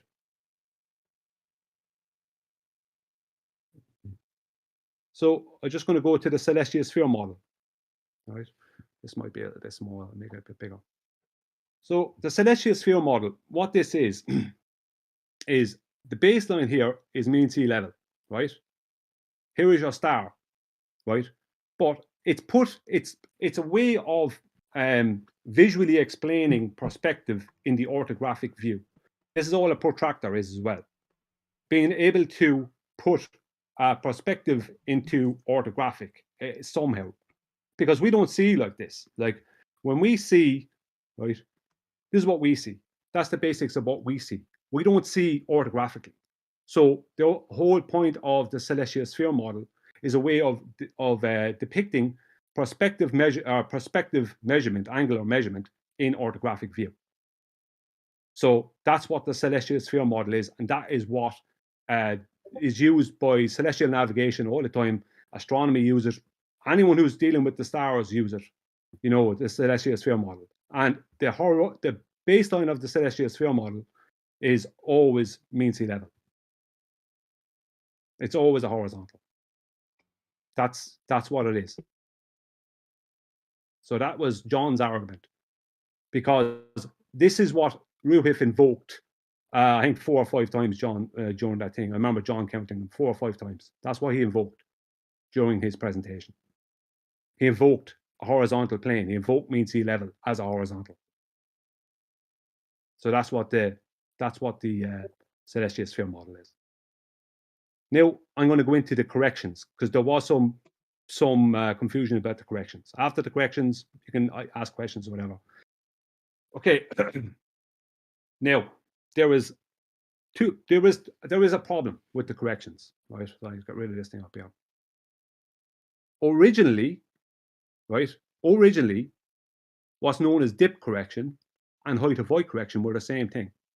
So if that's the person's eye line, let's say that's the water here, right? Let's say standing at the water line, that's the water. Originally, dip correction, right, was a correction, right? It was a correction from his eye line to bring that down to mean sea level. And the reason they did was because if you're using a sextant, let's get another line here, and just put this here and this up here. If you're using it, sorry, my hands are sticking to it's hot here. My fingers are sticking to the board, the watcher on the PC, on the laptop. That is now an obtuse angle. So let's say that's a star that this line is going to, right? Right. He's sighting a star with the sextant, and he has here with the horizon mirror pointed at the horizon. The problem with this is it's obtuse, so they can't use a 90, so they can't gain a proper angle with this. So what they need to do. That's acute, that, isn't it? It's not obtuse. It's obtuse if you take his zenith into account. If you bring his zenith up here, it's because it's from the baseline and his zenith. So if I just put in just for so people can see it. So if this is sorry, That's an acute angle, not obtuse angle. No, it's obtuse. If you add in his zenith, look at his zenith. It means it's more than 90. Bring his zenith. I just color this a different color. Make that blue. Obtuse is more than 180 degrees. Yeah, but so where are you going there? What do you mean? Like, which one is the obtuse? What? the pink one. Yeah, that's obtuse. Yeah, yeah, but that is bound to be obtuse, isn't it? It always has to be obtuse. What do you mean? But because your height is above the horizon, so therefore that's always going to be obtuse. Why are you doing that? I'm trying to explain it to you. If you just leave me do it, I'm going to explain it. So because this is obtuse, right, what they need to do is correct the angle, right, to a right angle. So what they do is they bring, this is what's known as height of right correction. They bring the base, they bring the from the eye line, they bring the eye line, the vertex of the angle, down to mean sea level. That's how it's described. Didn't you say it was a tool for establishing a horizontal for over 5,000 miles? Yes, it is. Well, what's this for then? Because if it's that accurate a tool that can establish a horizontal for that sort of distance. Yeah, but but you have to leave. Right, I'm trying to explain it to you. This is for the use of a marine sextant. The bubble sextant is used on an airplane or the artificial horizon, which is something else that you can use on land. Those things create a horizontal from their position, and that horizontal is presumed to be making an absolute parallel with mean sea level all the way. That means mean sea level. Mean sea level is a mathematical mean. You can't believe how many conversations we've had with people over the last few days. Trying to say there's a shape to it. Well, it's not. It's just a mathematical mean on a vertical datum. Yeah, it's a horizontal. It's not. It's a mathematical mean on a vertical datum. Call it what you want. Mean sea level. They're using a 0 degrees horizontal baseline to Earth. That's how they pre-assume it. That's how they do celestial navigation. So call it what you want. I call it mean sea level for the sake of explanation. Call mean sea level what you want. I know how mean sea level is established. I already learned that ages ago, years ago. It's not a line, is it? It's a point. Yeah. Yeah, right. So what they do, because they're using a marine sextant, they're on the deck of a boat, and a boat is moving around. So they can't use what's known as artificial horizon, because the movement won't allow them to get any kind of a steady horizontal. They can't use a bubble sextant for the same reason. They can't get a steady horizontal on a boat, right? Because the boat is constantly moving. So they must bring the line. I'm just going to bring this line. Sorry. They must bring the line down to the horizon, right? Down to their visible horizon, and take an angle, which they would have done with the blue one when it was up here, and then correct the angle by bringing that. This thing is just deciding to go these stupid things on me now. There we go. Correct the angle by bringing the vertex down to the waterline. So then they're pre-assuming that horizontal here will stretch. Let's just say their angle, as we said earlier, was 54 degrees, and there was a 36-degree elevation angle. Then they're presuming that this horizontal line here is stretching horizontally from underneath the boat for 2,000 and whatever nautical miles of a distance. Because they have to use horizontals. It's just no way it is just a line at the bottom of an angle, though, right? Because they're measuring an angle, you've got two straight lines from one point to another, with you as the vertex. Yeah, but it has a distance. How? Because it's a pre-assumed horizontal. It has to. But horizontals don't come with distances on them. It's just an angle. You just measure an angle. This is why I was saying at the beginning, just One straight line and another this point straight here is line. the GP of but it does in this case because this point here is the GP of the celestial body. How'd you So get? it's going to How'd you be get observer that? from the angle, From what angle? the elevation angle you The originally angle took. you're measuring. The initial angle you measured, yeah. So There you go. from that angle, you get a length of one of the sides of the angle. You get a baseline length based on the multiplication of the zenith angle by 60. And that baseline must be horizontal because that baseline then becomes the radius for a circle of equal altitude. All radius lines are horizontals. They're all straight lines. So you do get a distance from an angle. Yes.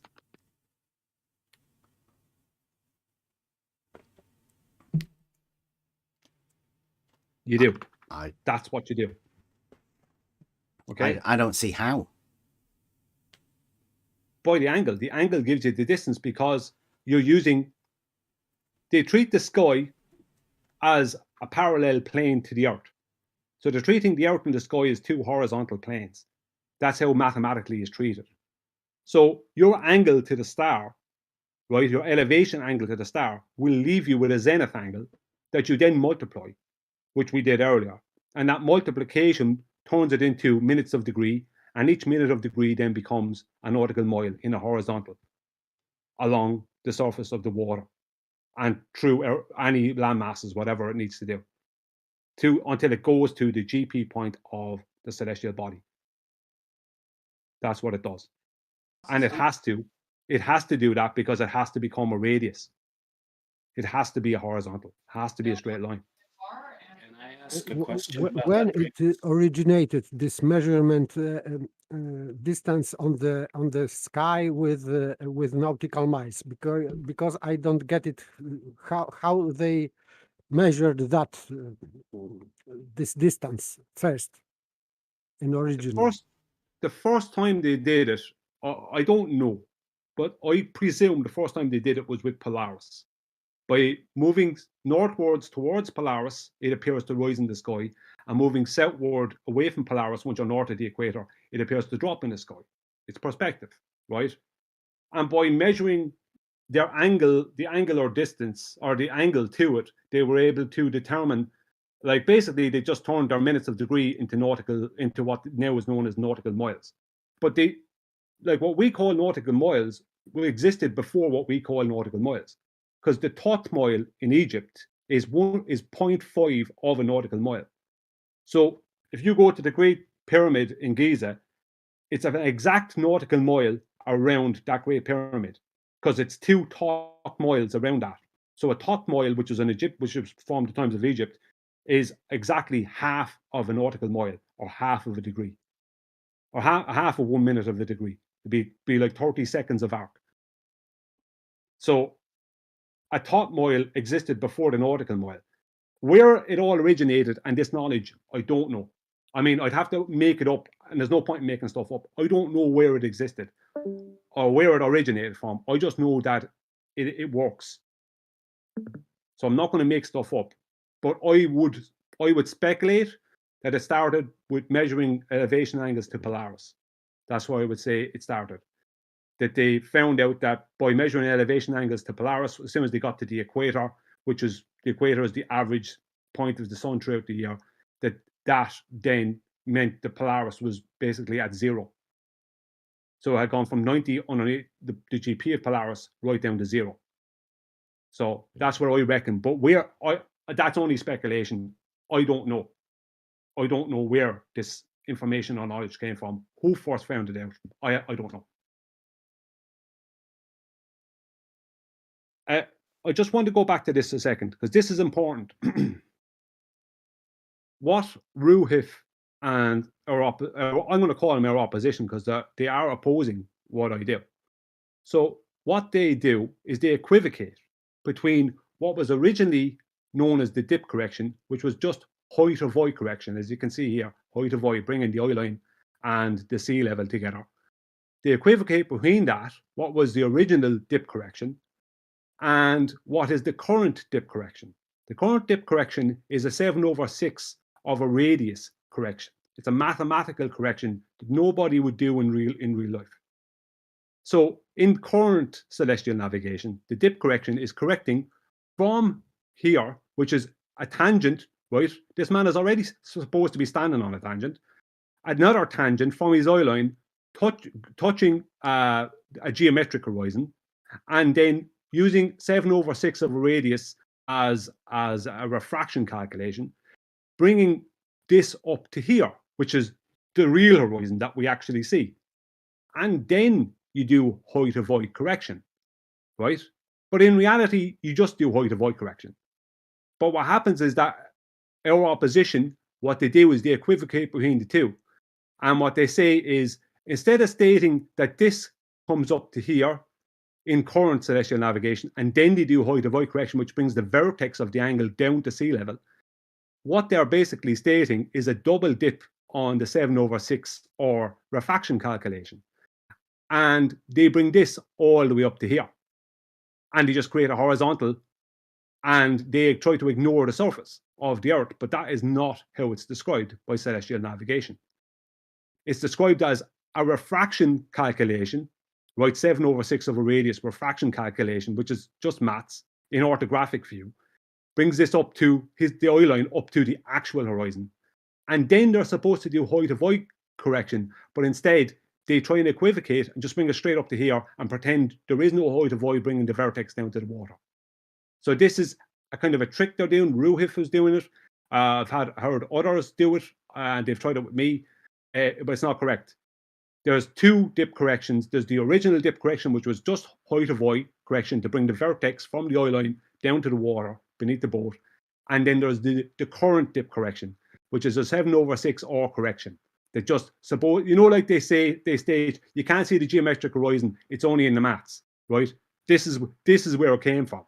It is only in the maths that the actual horizon we see is the only horizon that exists. And all you're doing is correcting from the eye line down until you're horizontal with the horizon. That's what you're doing. That's height of void. But that used to be known as dip correction. But now height of void and dip correction are two different things. But they equivocate between the two dip corrections. They do the first dip correction, right? They do the first dip correction from a place nobody can see and doesn't exist. And then they try and use the fact that they're bringing that up, right, as a kind of like a scam, and they keep bringing it up until it gets to the eye line, ignoring the surface of the Earth. When the whole point of the marine sextant is that it uses the horizon, because it's the only steady thing that if you're on a boat, the only steady thing you can see when there's no land is the horizon. So it uses the horizon and then brings the vertex down so it's in horizontal to the horizon. So then the person's zenith is making a perpendicular with mean sea or with sea level. That's what it actually is. But they try and equivocate between two different dip corrections. And they avoid height of void. I have yet to hear any of our opposition even mention height of void correction until they've after mentioned dip correction and equivocated. That's what they do. Some of them just get it wrong. Some of them know what they're doing. Like Ruhif. Ruhif knows he's doing it wrong. But he does it anyway to confuse the situation. So that's what it is. You don't need to do dip correction with an artificial horizon or a bubble sextant because you're already creating the horizontal, but you don't have a horizontal with the marine sextant until you do height of void correction, which brings the vertex of the angle down to sea level. Does anyone want to ask any questions about that? Because that could be a little bit confusing. But Ruhif did twice this correction because he straightened this curved line 2 times. One time due to Was that using reflection, calculus? and second time he conflated Earth radius. I don't know why he did that to make this line horizontal. So I don't know how it matches. It would match your explanation because I don't understand what the purpose of this was.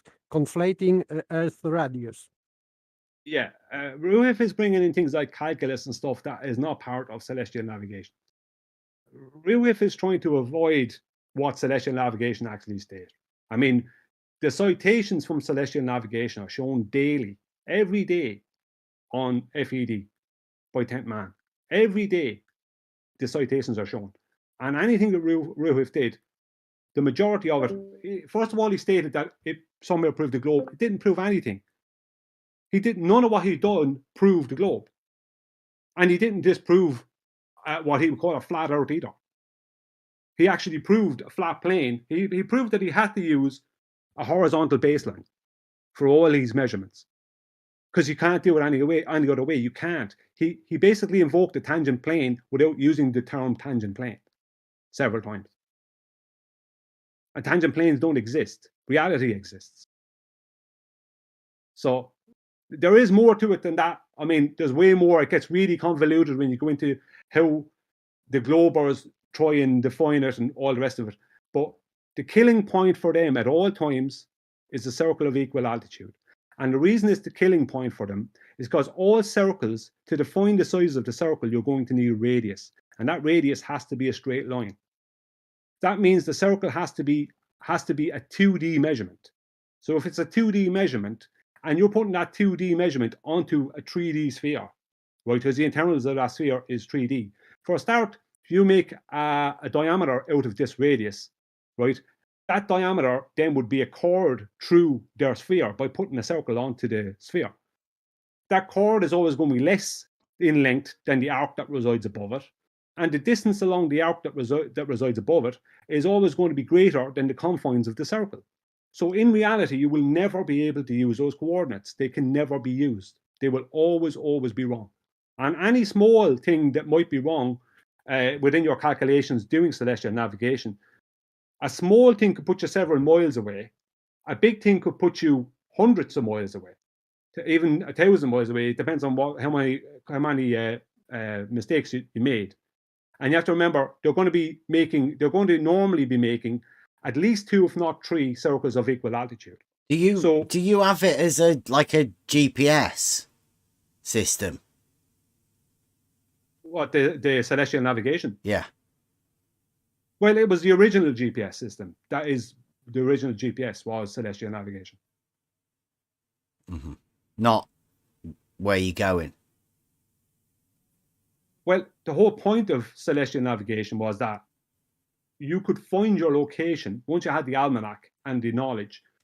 You could find your location if your boat was after being in a 2-day storm and you were lost at sea and there was no land or anything observable. You could find your location purely by you having a knowledge of the stars and having the almanac and knowing the process. With a sextant, you can find your location if you're lost at sea, which is the same thing as what a GPS does. GPS finds the receiver finds its location. GPS has as much, if not more, rubbish connected to it than celestial navigation does. But GPS works the same way. The receiver finds its own location. That's what actually happens. So GPS is like a more digital version of celestial navigation. And it even uses celestial navigation. A lot of people don't even know that. It uses the stars. And people don't know that. A lot of people don't even research enough to know that. Yeah, I think it's fantastic. Like, literally fantastic. It's stuff that can't happen. Fantasy. What is? You getting a distance from an angle. Well, look, I can only show you. If you don't agree, that's your choice. Uh-huh. But that is how they got their distances. That is how they did it. That's how they did it. They measured the distances, actually. Yeah, they measured it with angles. It's an angular measurement. Could you go back to the rectangle, the previous one before this one? There you go. This one, yeah. I have a question, but I want to start it off by just that we can agree that when you're looking at something in the distance, you do not know the distance to whatever you're looking at before you measure it, right? Yeah, you don't know what distance there is between you and the stars. You have the distance between you and the stars, that is never known. Right. I'm just saying in general, even it's a star or if it's a mountain over there, like whatever it is you're looking at in the distance, you don't actually know the distance until that distance is measured. No, yeah, but you're confusing. You're confusing. Confusing something like a mountain or an Earth-based object with the celestial bodies. Well, no, You never- I will agree. Of course, you can measure the distance to a mountain in the distance. Yes, of course, of course. I'm just saying, before you have done the measurements, you don't actually know the distance. No, you don't. With a land-based or Earth-based object, you don't know the distance. But celestial bodies work different than all Earth-based objects. They're a completely different thing. No, Okay, but that's not how wait, geometry works. Brenda, I please, want me to blow Brenda, your mind. I'm leading this somewhere. I have a question I want to end up with, right? Because you're drawing two right angle triangles here. There's a hypotenuse going on. That's your line of sight, right, to whatever object is in the distance. And of course, it's a star in this diagram. That's right, yeah. But because you cannot measure the distance to the star, that yellow line from the star to the GP, that means you don't know where along this hypotenuse that star is. The angle is going to be the same no matter where along this hypotenuse that star is. That's right, but you never celestial navigation don't state a height or distance to a star. You're not using the height or distance; it's just the angle. You don't know how high or how far away the star is. Let me throw something at you. It's in the diagram though. That yellow line has a set distance, placing that star at a specific location. Yeah, but that's just as a that's diagram. the problem, as far as I can tell. As a diagram. I don't know what like you're not using the internals of the right angle triangle, and you're not using the lengths of the sides other than the baseline. When I say you're not using them, I was paying attention to when you did the parallels with the rectangle and timing multiplying the zenith angle by 60. I was paying attention. I'm just saying, there is literally no way for anybody to know where along this hypotenuse that star actually is. Well, no, all you know is that's where it points to. That you don't know. You don't know the length of the hypotenuse. Well, you could claim a length to it, but it wouldn't matter, because if you leave that star go away from you, let's just say for another hour, and you take another angle to it, you could then compare the lengths of the hypotenuse of both of those, and you could try and gain a height to that star, and you'll never be able, because for whatever reason, the celestial bodies, if you take an angle to a star at 45 degrees and you try and find out the length of that hypotenuse, right? It seems simple, right? And you can. No, I say it's impossible. Yeah, it is. Let me finish. It seems like, we can just do that and gain a height to the star. But what happens when you get a 46 or 44 degree angle? That changes your height immediately. There is no height attainable to the stars. Yes, there is. If you know the length of the baseline, you know the angle, simple trigonometry will give you the height of the star. I'm going to destroy Emma, can you give me the right to show a diagram, and I will show you how the 69 miles per degree thing is worked out. Rumpus. He doesn't want me to say How long is he going to be allowed to witter on with this drivel? It's not drivel, it's fact, Rumpus. And I can show you the mathematical. He's asked to come in here. Now, let me tell you something that's going to blow your mind. See this angle here. Let's say that angle is 54 degrees. And this is the observer's zenith. Now, let's just say halfway up this zenith, right? Let's say halfway up this zenith, or up a part way up this zenith, there's an airplane with a pilot or with a navigator in the airplane, and it's flying directly over the observer. And that person takes an angle. Is it a reverse plumb bob as well? Just leave me tell. It's a fantastic tool, this. Yeah, just leave me go through this, right? And this will answer some questions, and it'll also not answer them. So if there's an airplane flying above, right, with a navigator in it, above this person's and that navigator takes an angle to that same celestial body at that same exact time, while they're exactly over the person that's on the boat, and they take it with the bubble sextant, right? They'll get the exact same 54 degrees. No matter how high you go up, or how low you go down, and once you're at sea level and above, you will always get from that exact zenith point and at that exact time, the angle will always be exactly the same. No, it can't. I don't know how that's possible, but that is the facts. But it can't be the same. It is, Brendan. You don't know what, because see, this is They where move Brendan the wants baseline up to the height of the plane.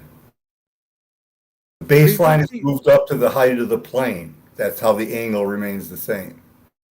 Yeah, the whole thing. But that's the point. The point is that the angle doesn't change when the whole vertex goes up to where the navigator is in the plane, and that plane is flying directly over the zenith of this observer, and they take the angle to the same star at the same exact time. They get the same exact angle.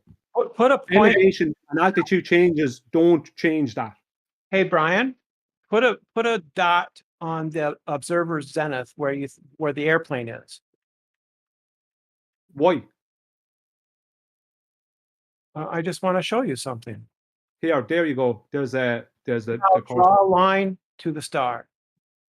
Yeah, Brandon, I know what you're talking about. You're talking about. I get that. Hang on, I get a line. I'll show you. I know what you're talking about. You think that's going to be a that I'm different wrong. angle. You think I'm wrong because you don't know what you're talking about. I love this. Now I'm going to show how you Rumpus don't know what you're talking about because you never do. That's what you're talking about, Jay. Yeah, that's a totally different angle. Yeah, no, but the celestial bodies is not. The angle stays the same. With No, the but it's celestial not bodies. the same. You can see it. Yeah, from an Earth-based position, but from a celestial navigation point, no, the celestial bodies behave different, completely different. So you're They saying behave completely different. You're saying that Euclidean geometry I'm doesn't not work. saying it, Brenda. It's trying to obfuscate. You've just got field. two different angles there, right now. Now, what can either of you do with that angle? I mean, it's slightly different. No, it's not. The angle won't be different. This is what the point. What do you mean the angle won't be different? Bev, do you agree that Euclidean geometry doesn't work? I say, like I keep saying, you can do fuck all with that one angle. But that's incorrect because you can correct it and make it a different angle. No, you can gain an angular distance to the GP of a celestial body with that angle. You can create a mathematical radius value for a globe Earth using horizontal flat Earth elevation angles to Polaris. Well, if you have an angle you can create a whole worldview. Hang on, Bev. I don't think you can create can. a whole worldview with angles. We live in one that's created off of angles. I think it's weird. Off the magic that you imagine. I'm not imagining anything here. Yeah. I'm not imagining anything here. This is how it's. This is what I'm telling you is a fact. Yeah, but you're just saying it. You can't show it because it's clearly a different angle. No, Brenda, I argued with this. Okay, I'll throw you a bone. It's not about the different angle, Brian. I'm not arguing that. Brenda's just trying to confuse you even more. You still can do nothing. But sure, I'm after just showing what you can do with an angle. Like, what can you do with it? Nothing, Dave, when I've just shown and proved that you're doing something with it. Brian, sorry, I have clarification question. No worries. So this hypotenuse, you are just, if you are talking about this plane and pilot, you are just moving it parallelly higher. You make this star higher, and you are moving this hypotenuse higher, just in parallel. You're not changing the position. Whatever, you're not changing the star position. You're moving, like you're basically taking the same. You're taking an angle when you're at the zenith of the observer at sea level from an airplane, and your angle to the star will, at that same exact time, will be exactly the same as the person on the ground. Why did you abandon the celestial sphere model? I didn't abandon That's the celestial irrelevant, Brenda. It's irrelevant. You're trying to just Brenda, if you want to ask pertinent questions, do. But if you want to ask stupid questions, I'm just going to ignore you. But that's not a sphere. Wait, I have further questions. So if you put this hypotenuse parallelly up, it would make this star be higher. yeah, from our point of view. But what are the stars? This is the thing about it. This is when I first heard this, I found this difficult to take in. It's like, but that would change the angle, and it doesn't. But it doesn't does. change. It just does. It doesn't, Brenda. It doesn't. If it changed the angle, then bubble sextants wouldn't exist. No sextant that's not using sea level wouldn't exist. Artificial horizons wouldn't exist. The globe model says the light from the stars is parallel. But hear what the globe model says. That means absolutely zero to me. I'm talking about celestial navigation in the real world. I think the point paper is bringing up is very valid because it ties very much into my point about the length of this hypotenuse. Because, yeah, you can move this rectangle up, but that would necessarily increase the distance of this yellow line, GP line, the yellow one from the purple and up to the star. It would have to be a longer line if you do it that way. Yeah, but the length of this yellow line doesn't matter. There's no height to the star ever been stated. No, I know that. I'm not saying that. I'm just saying in order for you to have a triangle, that line has to be part of that triangle. And since that line cannot be established by your own example of the airplane, because that line cannot be established, then you cannot have a triangle. But it's still being established by the horizontal line. If you, instead of this being a sea-based observer, let's just say that's someone in an airplane. They take the angle to the star, and it's the same exact angle as the observer straight below them got. This is their horizontal that's made with the bubble level in their bubble sextant. But that only means, but that doesn't change the position of the GP. No, but it changes the length of the length yellow doesn't line. matter. But that doesn't matter. That's immaterial. It's only the angular distance across here at the co-altitudes and the nautical mile distance that it then becomes at the baseline to become a radius. If this observer now is in an airplane, right, and over there underneath the star is at the same horizontal as that airplane, then there will be an extra altitude line from that GP and down to the actual surface. That will be a longer line. You can't get around that. Doesn't matter. Yeah, but that doesn't matter. It doesn't matter how long it is, because the observer zenith is always matching. That's what they call a co-altitude. It's always matching the altitude of the star, whatever that is. It's never stated or claimed. So the length of this side and this side means nothing. It's only the length here and the length here that matters. The length of, the distance apart of the two parallel horizontals is 100% dependent on the length of this hypotenuse you got here. No, this is the hypotenuse here, right? Yeah, this is the I know. opposite side, right? This opposite side can be any length. Yeah, of course it can. Doesn't matter the length. A rectangle It doesn't works matter. all right. I mean, if the GP is 6 miles below it here on the water or the surface of Earth down here, and this is someone in an airplane taking an angle, that won't change the distance between those two parallel lines. The zeniths are parallel all the time. So the distance between them will never change, regardless of how long those zeniths are. And they're of no particular length because they don't know what height or the star is above the surface of Earth.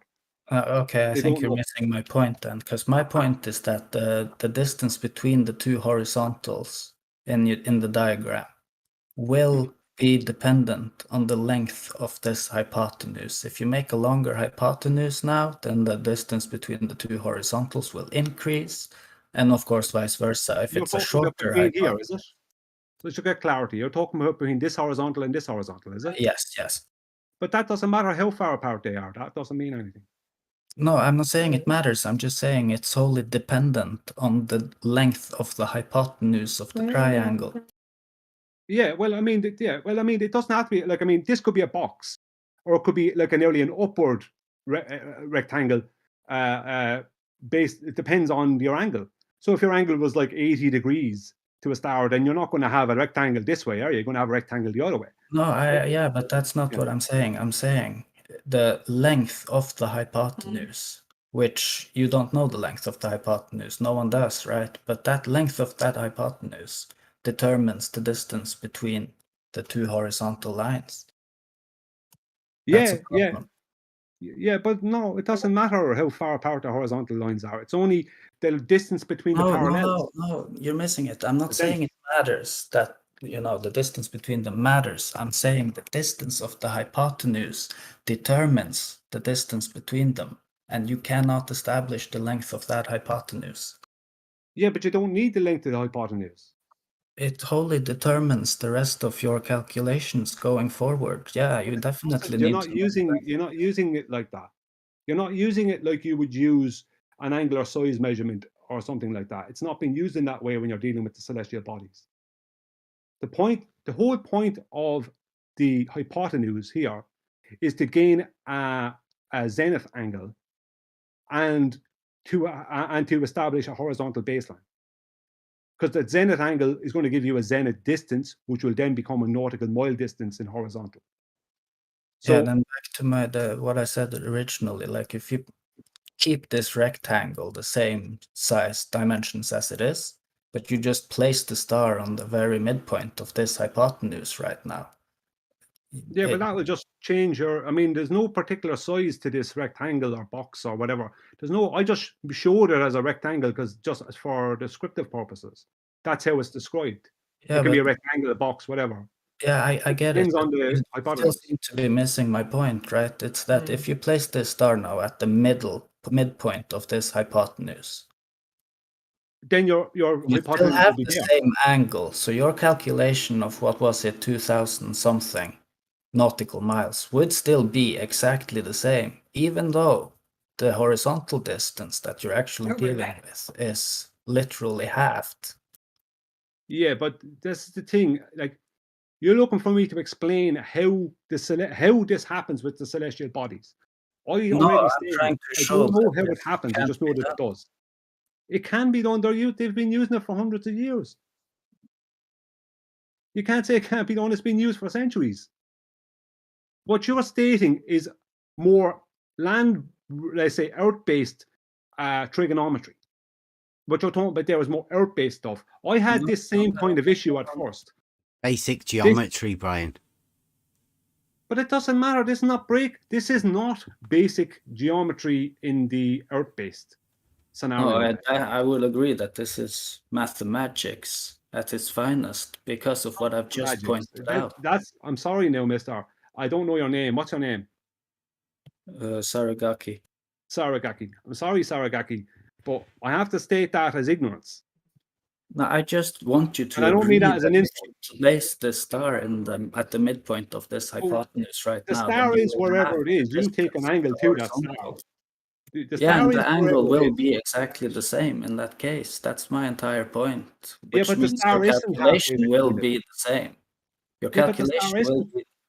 But see, you're coming at it from from a trigonometry point of view, more like surveying or something. You seem to be missing my point. I'm not missing your point because I already brought it back. You were Bright, saying if the star Bright, appeared, then Bright, that Bright, calm wouldn't- down, please. I'm going to be going in a minute, but I don't. You like, yeah, but you're racing off. It's definitely not trigonometry sense because you don't have a right angle triangle and you don't have a length of a side. You just have a right an angle. You have a right angle. No, you just have an angle. No, you have a right angle triangle. You have a hypotenuse, you have a baseline, and then you have an opposite, which is you have the adjacent, which is the baseline. Then you have the opposite, which is the zenith from the GP to the star. You just don't know what height the star is. I understand Saragaki's questions, but he's trying to question something that has been proven to work for a couple of centuries. That the basis for GPS came from, basically. No, you just have an angle, Brian. No, it's not. Yeah, you just have an angle, but that angle is used for something bad.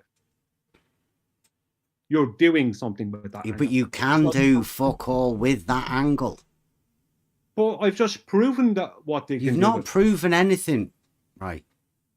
So celestial navigation. I'm sorry, babe. I'm going to have to straw man you now. So you're stating is celestial navigation. You're going to have to straw man me. Yeah, I have to. You're making ridiculous claims. No, I'm just about the basic simple geometry, Brian. You measure an angle, and geometrically you can do fuck all with it.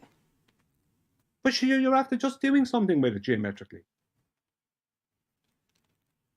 Well, because you've just got an I don't angle. understand that statement. I've never understood that statement, Ben. What? We constantly use angles for things. What, an angle? Yeah. Yeah, you can't do anything with an angle. Well, how would you do surveying without angles? How would you do celestial navigation without angles? How would GPS work without angles? But that's all you have. An angle. What do you mean? Yeah, and you use it. You're saying you can do nothing with it, but you can do nothing but stuff with it. It's paradoxical what you're saying. Are you sure? Yeah, it's paradoxical. You do loads of things with angles. Surveying is built on it. Celestial navigation is built on it. GPS is built on it. Yeah, you can definitely measure angles. Yeah, but you use them for something. The statement that you can do fuck all with an angle is completely untrue, Bev. Surveyors use angles and distance. Yeah, they use angular sizes and distances and blah blah blah. Yeah, angles are used. Angles are used in celestial you navigation. can do something. You can do something with an angle and a distance. This I have to agree with Brenda. You can do something with an angle all the time. Yeah. Brenda's right up with this one, Bri. Well, she's right that you can definitely do something with an angle. What can you do with an angle? You can adjust it. Whatever. Well, it depends on what you're doing. If you're in surveying, you can make an angular size. You can determine an actual size. You can determine a distance. You can do an azimuth with it. You can, in celestial navigation, you can determine you can actually find your own with the angles. Starting with the angles, you can find your position if you're lost at sea. I mean, you can't do any of them without the angle. To say you can do fuck all with an angle is a paradoxical statement because you can do all kinds of things with angles. I gotta agree with Bev here. You can't do anything with just an angle. This is one of those cases. How do you do? Brenda, will you make your mind up? You were with Bri a minute ago. She's not with anyone. She's not with anyone. I'm with Bev. I'm with Bev on you can't do anything with just an angle. I'm with Bev on that. Brenda, please be positive with this. Please be positive. Don't be negative. You can do fuck all with an angle. Come on, Brenda. Be positive with us. Let's go. You can create a worldview called the globe earth. Heliocentrism was based off of angles. It's all created by angles. Would you like to talk about this somewhere else, like maybe on MC Toon's channel, Brian? Well, if you want to pay me 5,000, that's my fee. Well, I'm not gonna. I'm gonna pay you in good wishes and hopes and dreams. Pay me my fee, or else nobody's going to pay you, Brian. But you'd get a chance. You'd get a chance to run your presentation. Why? I already had a chance to run it. I only came over here to add clarity because there was people on the server who weren't clear about stuff.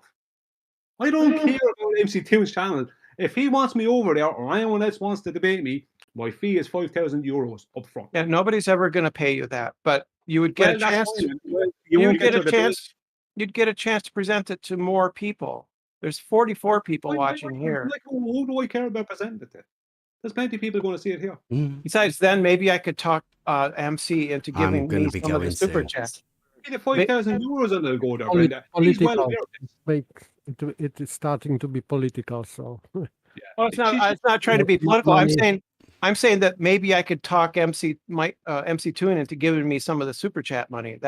Which is what I don't care about super chat money. I want 5,000. Well, I would like some. I would like some. I want 5,000 euros. Otherwise, don't be telling me about it. I don't give a damn about MC Toon's channel. I don't care about debating anyone over there unless there's 5,000 euros in it for me. How about Craig's then? 5,000 euros. 5,000 euros. I don't care where I go. It's 5,000 euros. No one's ever going to pay you. I won't have me time wasted then, will I? Because if I'm going to have, because that's all that's going to happen. Because I've already been on, I haven't been on MC Toon's channel, but I've already been on Craig's twice. I've already been all around the circuit, and all I ever had was my time wasted. So you were allowed to give your presentation. Wow. spend 2 hours talking to you. Right, guys. No, I don't. Let's calm For free. down. You were allowed to give your presentation on Craig's, and it would be interesting to have you on MC2. And maybe he would forego. Brenda, Don't give you're me not a that. booking agent for Mactoon here, are you? It's Come not for on. me, Bev. It's not Bev. It's not for. It does for sound him. like you. That's what you're doing. No, it's for me, because then I would try to convince MC Toon to give me some of the super chat money. Right, okay. You just keep I'm saying poor. that. Go on, keep Bev. saying it. Keep saying his name. Go Oh on. my goodness. Bev, I'm poor. Bev, I'm poor as fuck. I could use a little money. You just said I that. am. Yeah, you told me to Yeah. sue you before earlier as well, didn't you? Why's Yeah, that? it's because you're not. You gonna be able- admittedly got no money, so it's a Right. bit weird, isn't it? Well, you can't sue job. somebody. You can't sue somebody because you got your feelings hurt on the internet. Dang. People don't want to work no more. If that was didn't work. true, Brenda, if that was it true, was I'd be you that told me to sue you. I didn't say I was going to sue you. It was you that told me to. So don't make out that it's me making the drama. It's you, Brenda. Bev, I was that's just called pointing irony. out, why are you saying you're broke and then asking me to sue you? Bev, that's called irony. Mm-hmm. Very Either way, irony. thanks for having me on, Bev. Right. Even though I know you didn't agree, I appreciate me. Sorry, I appreciate you having me on. Cheers. Cheers for coming in. It's totally incoherent, Brian. Come on. It's complete nonsense. Come on. No one's interested back, in you, Brian. Brenda. Keep quiet. Well, if Come on I'm back, not Brian. going to get a For chance, coming, Brian. I really cannot enjoyed it talk right now. personally. For Yeah. us, we had some clarifications, some statements. We can disagree or agree, but I think it was worthy to hear. if you know an Okay. angle, if It's you my turn to know an talk. angle and a side, then Goodness you know gracious. the other side. You can figure that out with simple geometry. But if you Brian don't have came to an do it. angle and a side, if you just have an angle, then you can't really do much with it, can you? Yeah, but he claims to have the baseline, which would be one side. So with the angle and that baseline, you can figure out the height to that object. That's how can't, Brenda. trigonometry works. No, you can't, Yes, Brenda. you can. No, you can't. Yes, you can. Every time that celestial object moves, your angle will be different, so your calculation will be different. You know, just You have look to it know up. what height it is when it's at Triangulation works, Utter Brian. freaking chaos, man. what Goodness height it is when gracious. it's at 90. You can't. There is no way to use trigonometry to find out the height of celestial objects. You Brian, can't do it. we teach this to children in elementary school. Wrong. This Well, is it's something- wrong. this is no, it's not wrong. You're Teaching wrong. children wrong. If they're talking about celestial objects, then it's wrong. Why? Because Bye, you're Bev. Have not fun. dealing with. Yeah. Is she gone? Why is it wrong? Why? Because you can't do what you're saying with celestial objects. You can do it with an object like a mountain. You can't do it with celestial objects. What's the difference? What makes it Because impossible? we don't know the height of the celestial object. Well, It that's will how change. what you The figure height will out from the change angle and the when baseline. angle changes. The height will change when the angle changes. So what you have then? All different heights. What height is it when it's at your 90? What height is a star when it's directly at your zenith? What height is it then? That's what you need to know. You can't find that out trying to use angles then when it's not at your 90. Can't do it. You're just claiming that trigonometry doesn't work. Brenda, don't be stupid. Well, that's what you're saying. If you have the angle and the baseline, No, then I'm you saying- know Trigonometry the height. doesn't work in that way for the celestial objects. That's You're what I'm just saying. you're just making a special pleading argument here. Making any special pleading argument, Brenda. You If don't you're know claiming that they're special. with someone who does. That's what's going on, and that's What why I makes- waste my time for 2 hours talking to you on MC Tunes without getting €5,000. What makes them special? I don't know. All I know is they're different. All I know is they're different. You call them special. How can they Maybe be they are different? special, but they're different. I don't know what they are. What makes them different? They're just a light. I don't know what they are. I don't know why they do what they do. I don't know. All I know is for a fact you can't determine their height using trigonometry. Well, I agree with you, but that's because they're millions of light years away. Now you're going. See, this is why I want €5,000 because now we would have to go into an argument about light years and the measurement of light and all this, Yeah, I'm not that's wasting fine. my time. I'm not wasting my time. You want to Well, debate me? I can easily refute No, you every can't. claim that Yeah, you make, sure Brian. like that. You sure you'd like me to say?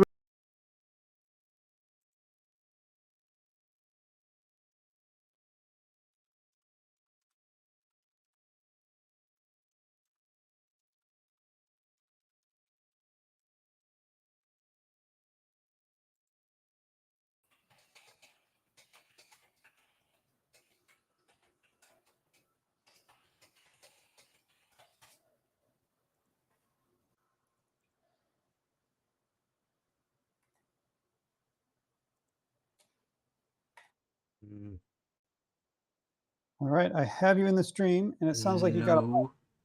Is that mic working? I'm hearing you. Are you Right. hearing me? Yeah, I can't get a mic. Share screen, perhaps. Okay. Slides, video.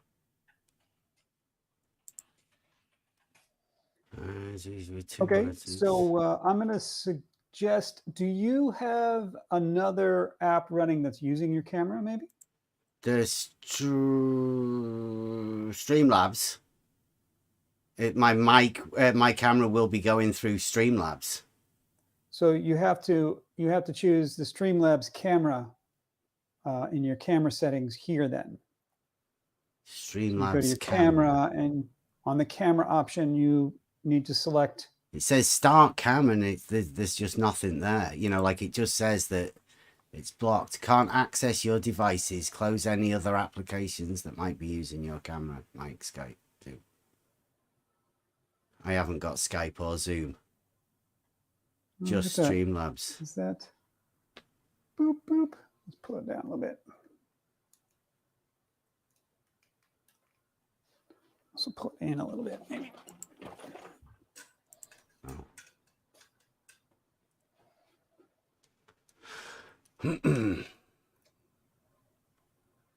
Okay, any progress? Share screen. I don't know which screen it'll share though. Okay, I don't think you want to share screen. I think you just want to enable your camera. Yeah. Cancel. Yeah, I can't get. You want to, you don't need a camera. It'd be handy for me to show you stuff. I mean, I was hoping to be able to show you some stuff. Yeah, for sure. Because you use that whiteboard, right? Mm-hmm. Yeah. And the issue is that you've got your camera authorized to Streamlabs, and you cannot seem to forward Streamlabs to the StreamYard. Is that right?